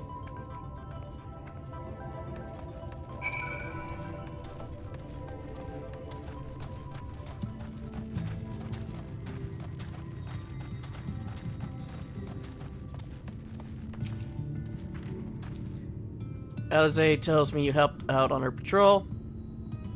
You have our thanks, and my apologies for leading you from one battle to another ever since the moment we've met. In case, I'm glad to see the two of you found each other.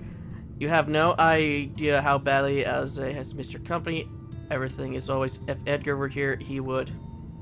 That's an exaggeration, and I don't sound like that either. I was simply trying to view matters from another perspective, and I respect Edgar's methods. Honestly, after seeing him in action, I can understand why. The way he leaps into the fray without hesitation, it really is something to behold. I might be a little smitten myself. I'm only teasing, though. I've no doubt he deserves all the admiration he gets, just as you do. Put the hat in the bag.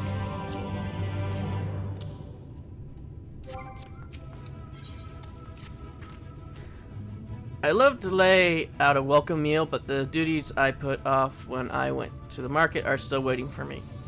There are 101 things that that need doing. I'm sorry, but would you mind waiting here with Alize? Well, twiddle our thumbs while you work yourself to death. Surely there's something we can help you with.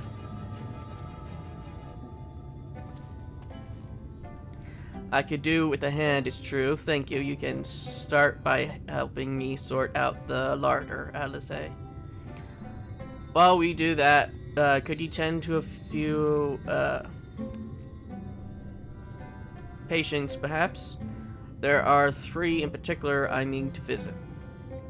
It's just a matter of saying a few words to them, and seeing that their skin isn't caked in sand.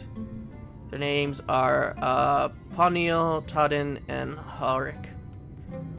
They may not give much in the way of response, but I promise they'd be pleased to meet someone new.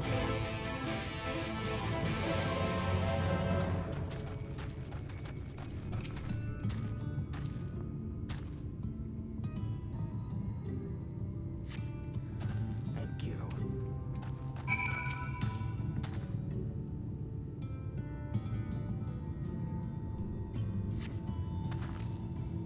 Todden glances up at you blankly, but you notice the tension in his face ease slightly.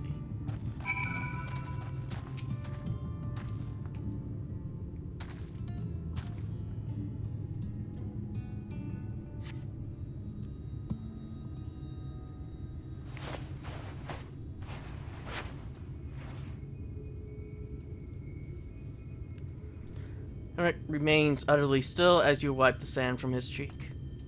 The texture of his skin has hardened into something akin to plaster.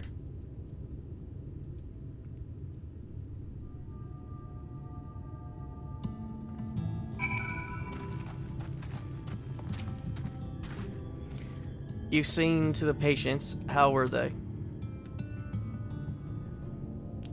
That's good. I knew they would enjoy meeting you. I am concerned about Halric, though. I'll have to speak with the other carers, but I think his time may be near. We shall leave you to you to have that discussion then. I was going to take Edgar to Morsock if you have any errands there that need doing. Oh, I suppose there is one thing. Would you pick up a nectarine from the markets, please? I catch Red's caravan just passed through, so run. Should have some fresh fruit. Come then, Edgar. There's something I want you to see right after we stop at Ron's stall, of course.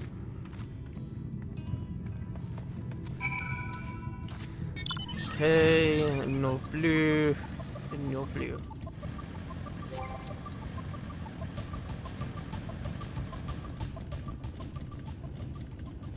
Is that coming from the sand or from the motorcycle, the little sparks?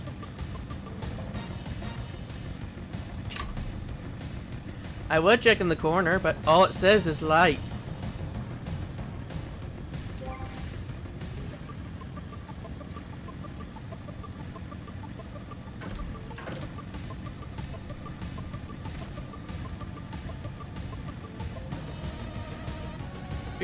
Perfectly honest, this area just kind of makes me remind me of Morrowind, just because of the buildings like that and seeing the Guar here, or ancient lizards, but I will always call them Guar.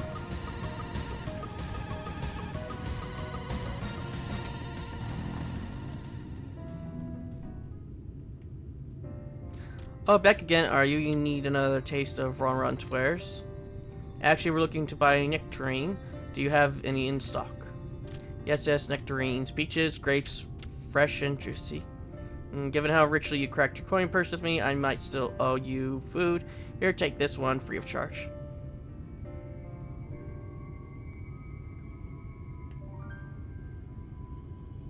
Gods, I've never seen a more merchant give away something for nothing before. How much coin did you spend here? Oh yes, I'll take a jar of honeyed worms as well. Oh no, they're not for me. It's an offering of sorts. The worms, if you please. Only the best regulars for you. Come again, my friends.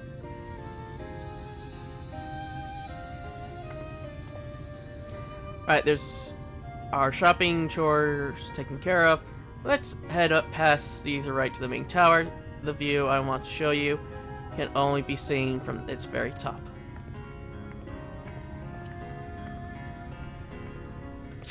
I want to say you get like, what was it, 20 or 40 of the bread if you get the bread.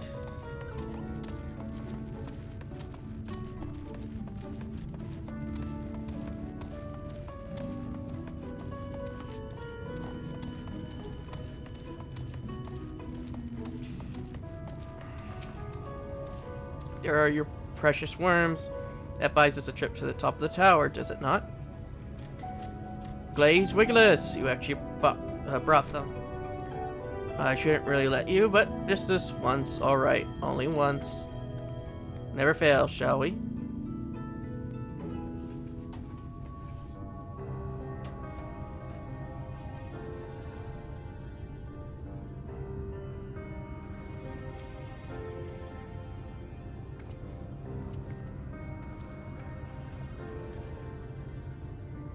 Look, over there, where the wall is broken. Do you see what lies beyond? That's what the land became after the light flooded in. An empty, white nothingness. Life cannot exist in such conditions. The primordial light would wreak havoc on the body's etheric balance.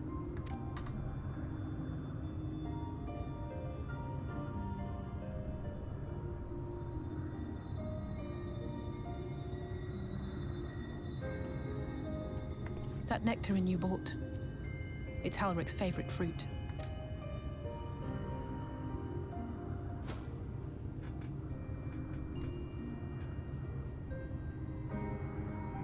Most of the patients, Halric included, survived the attacks of powerful eaters. But their fate was sealed all the same. The monster's corruption has entered their bodies, and their very essence is being subsumed by light. The twisted state of the world itself just makes matters worse.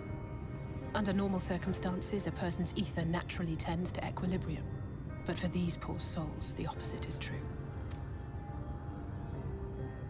Sooner or later, every single one of them will turn.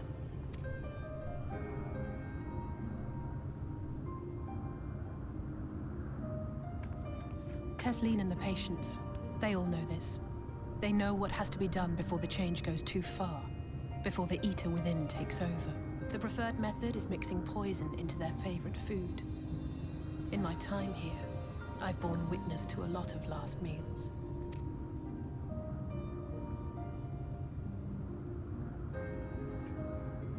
I feel just as helpless as before. No matter how hard I fight, it's never enough.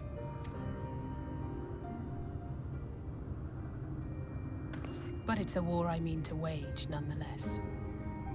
Speaking of wars, do you remember how I made you promise not to leave me and then promptly collapsed? Well, let's just say I had a few choice words for the Exarch concerning the timing of his summons. Could have been worse than Edgar's.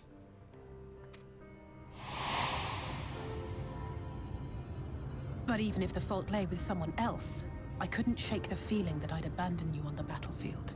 So I swore that I'd make up for my absence there by making a difference here. And that's what keeps me moving forward, even when things seem hopeless.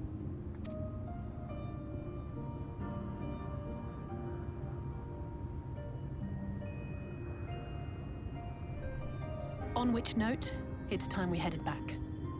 The longer we keep Tesleen waiting, the harder this will be for her.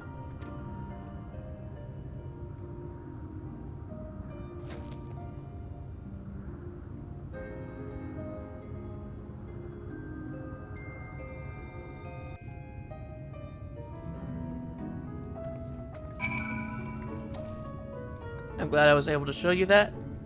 When it comes to understand the catastrophe which befell the first, one glimpse of the empty wasteland beyond the wall is worth more than an hour of Orionge's lecturing. And I need you to know beyond a doubt that Tesleen has no other choice. The nectaring will be a kindness. It isn't just the threat posed to others. When a person becomes an eater, the pain appears to be excruciating. The carriers are truly fond of their wards and would spare them the suffering. It is their way of fighting back against a fate worse than death. Back across the sands.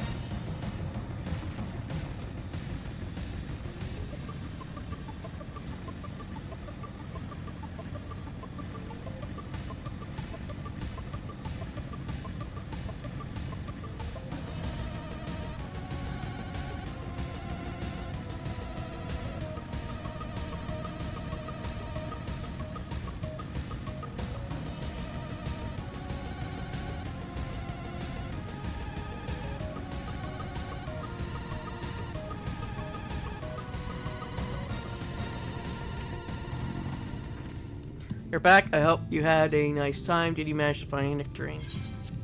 A plump, sweet-smelling nectarine.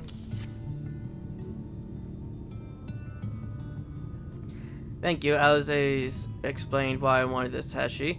I see it in your eyes. That's very hard to see in my eyes. Can you see them in Fusa's eyes instead? Well, you may need it's just yet. I spoke with the others and we decided to keep an eye on Halric for now. Thanks to you, though, if his time has come suddenly, we'll be ready to send him on his way with a taste of happier days. And yeah. Arcane Circle. What does that do? Increase damage dealt by self and nearby party members by 3% for 20 seconds. I will always forget to use that then.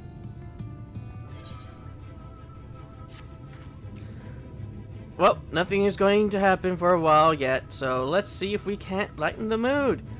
We don't want our gloomy faces worrying the patients. I think it's time that for that welcome meal. Don't you? Take a seat. I'll make us a nice stew.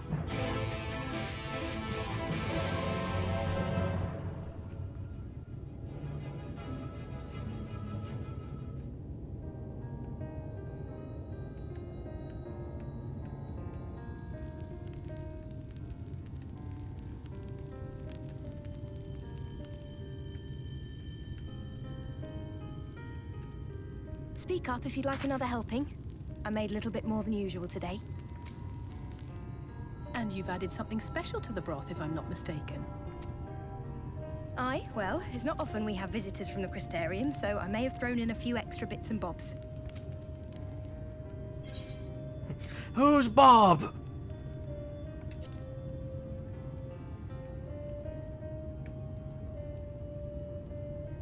Oh, it's nothing, really.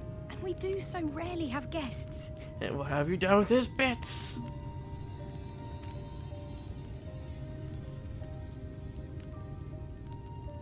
In a place like this, you learn to take what moments of happiness you can get. I remember when I first came here with my mother. She was showing the early signs.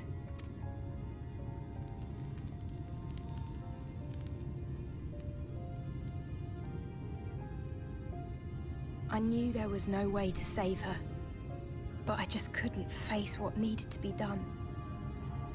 That's the way of it for most people. Why they travel from arms to stay here. Beaten, broken souls come to wait out the inevitable, to receive the mercy of a painless death.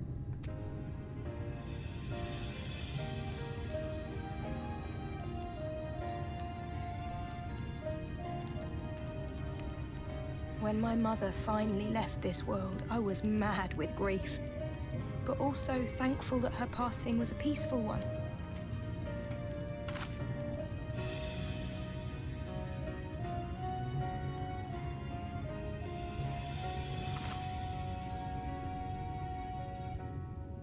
It's never easy, ending a life you've cared for, even when you believe they go on to a better place. I often find myself wishing the Warrior of Darkness would come and do that part for me. The Warrior of Darkness? You've never heard the tale? I'm not sure where it began, but every child in Norvrent could tell you a version of it. Warrior of Darkness, servant of death, take care of our souls at our dying breath. Let sinners and eaters of sin go with thee, that all may return to the sunless sea. Well, that's the version I was taught anyway. It's just an old bedtime story. He's certainly never deigned to visit us here. Which is a good thing, surely. He sounds rather ominous. Do you think so? I always liked the idea that he treated every soul the same, even the Sin Eaters.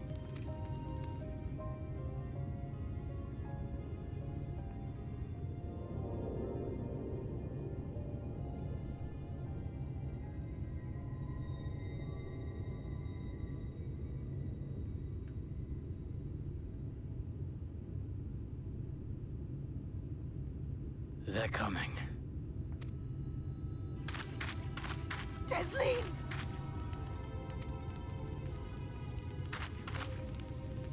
Have you seen Halric? I swear, I only took my eyes off him for a moment.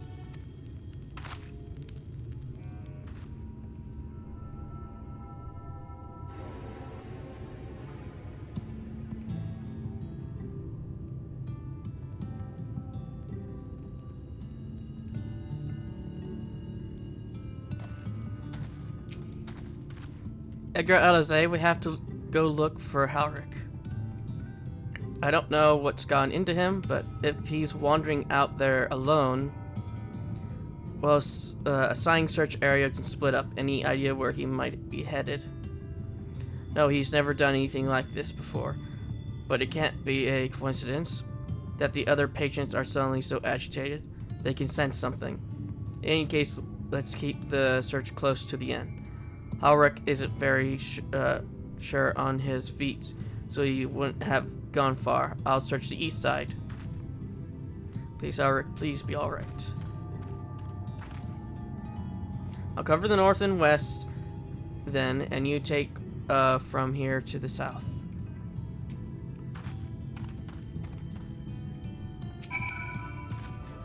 It's my fault. The patients were acting strangely, and I let it distract me.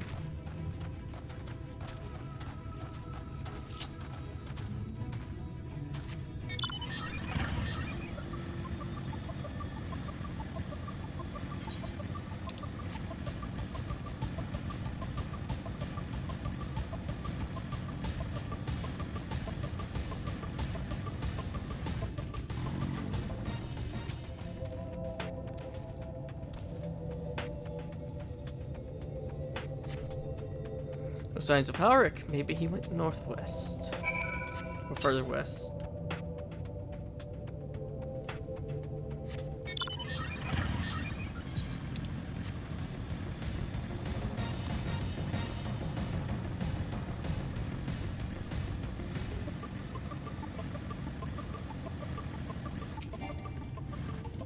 The Fields of Amber.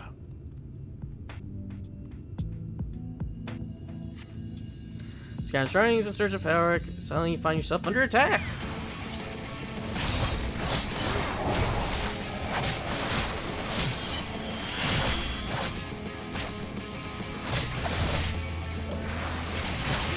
Yeah, I think this episode's probably nearing 3 hours, if I were to guess.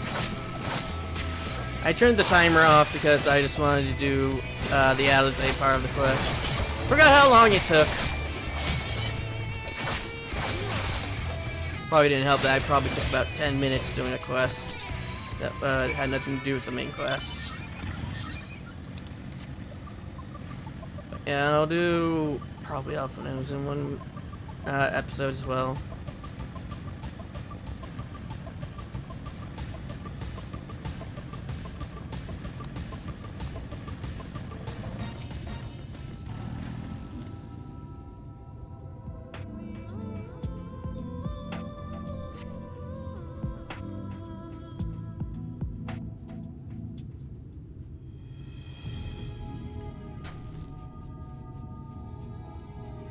Any sign of him?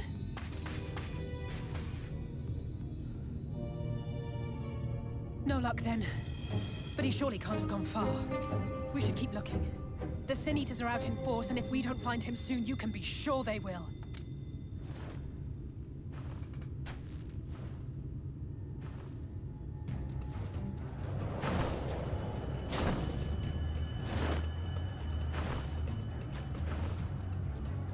Did you see the size of that thing? It must be one of the nasty ones. Wherever it's going, it can only mean trouble. After it!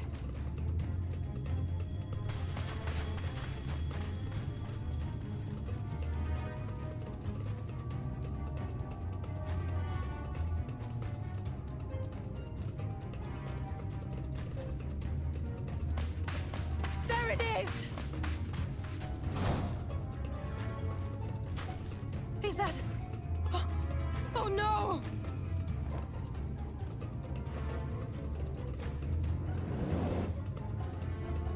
Halric!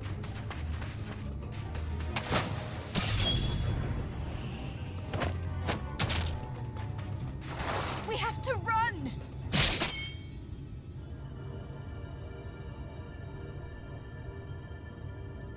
Tesleen! No!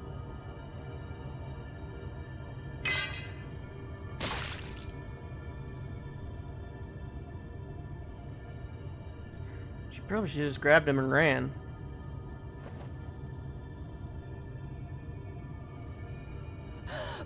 We all deserve happiness, wherever we can find it.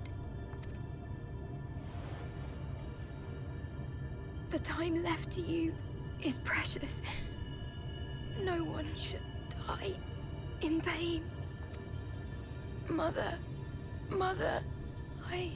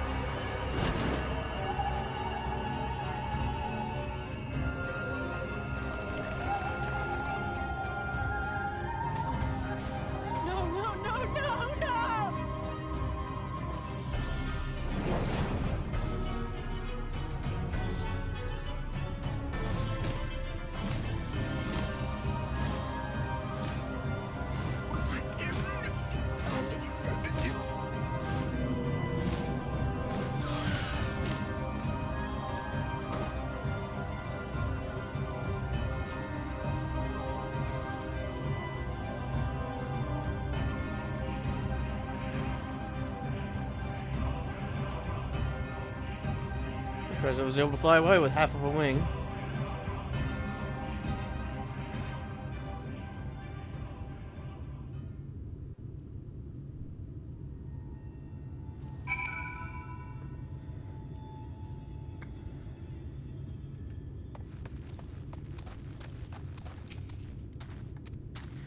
I'm sorry, Edgar. I tried to tell the carriers what happened, but I can't be the shoulder they lean on. Not like this.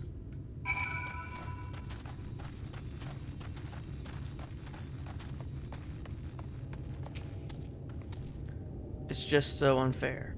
Kathleen was always so cheery with the patients, telling them not to be scared, that there wouldn't be any pain. Of all the people in the world to suffer such a fate.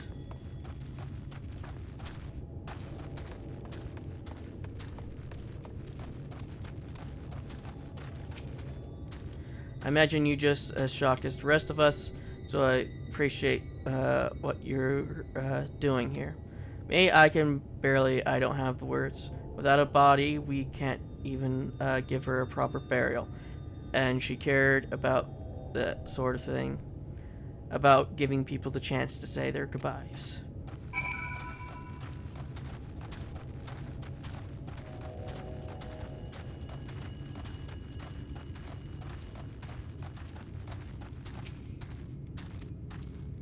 Alric is unresponsive as ever. He stands motionlessly, staring up into the sky where the Sin Eaters made their escape. So, did we just take the money from his pockets?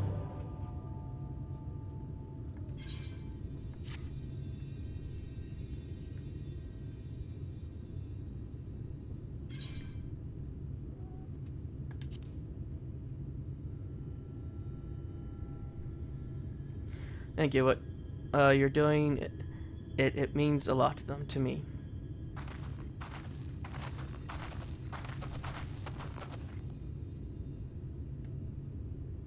Sorry to interrupt. We realize we haven't thanked you for rescuing Helric. You weren't hurt at all, were you? Hurt? There wasn't even a fight. I was too late, too slow, and I thought I could protect you. You can't blame yourself for things beyond your control. You brought Halric back safe and sound. No one could have done any more. I'm sorry, but I've come to a decision. I won't be continuing in my role here. I hope you will forgive me for leaving you and that you will delay Halric's last meal for as long as you possibly can. Not until it's too late. Of course, just give him what time you can. We always do. Of course, she would have done the same. Farewell, Halric. Keep Teslin's words close to your heart.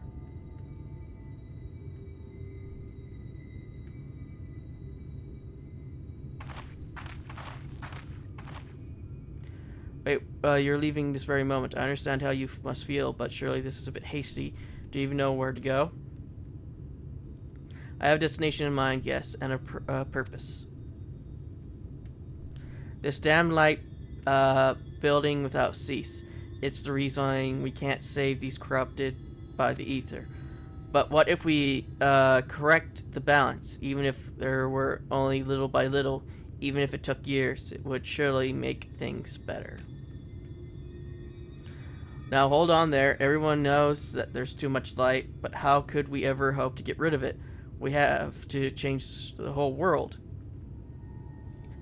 Well, I'd like to introduce you to the Void Scent and their world of darkness.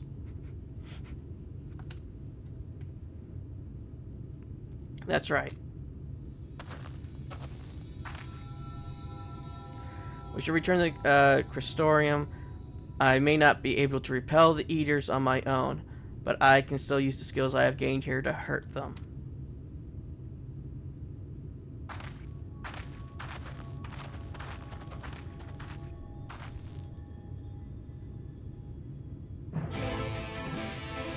I'd like to introduce you to the world of darkness. He'll probably do something.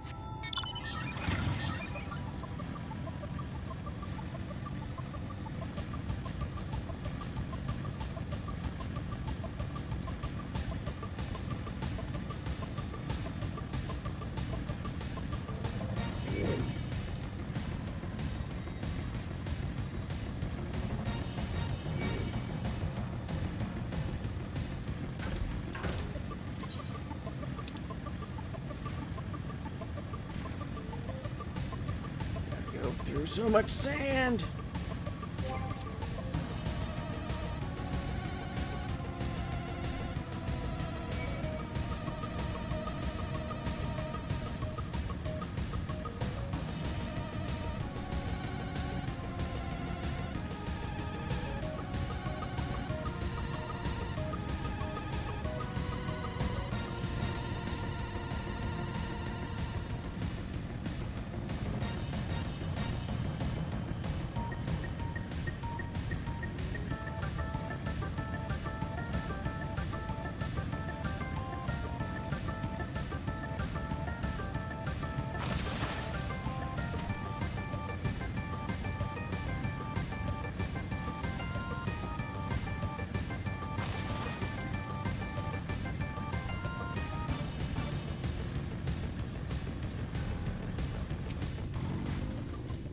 Forgive me, Edgar, I can't stay there a moment longer. But I was serious about what I said. While the men and women at the end battle against this blight with kindness, I must fight it my own way, with steel. Miss Alize, is there anything I can get you? Your Sophus Amro, I need to return to the Christorium immediately. As you wish.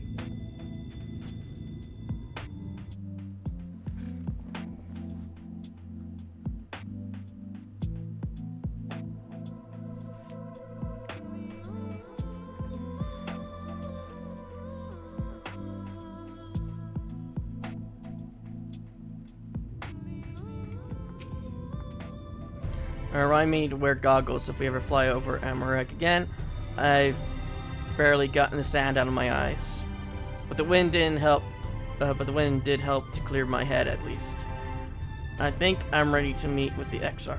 We need to talk about how we're going to wipe the Sin Eaters out, shall we?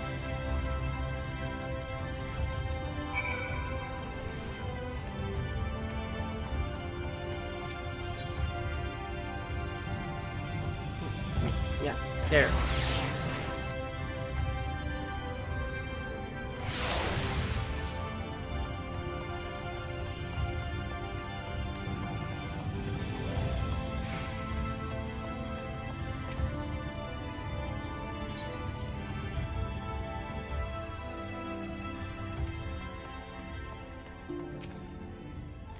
Thank you for seeking me out, Edgar. It meant a lot to have you there at my side. I was tempted to set off again the moment we had decided upon a direction, but you still have to visit Elfino, haven't you?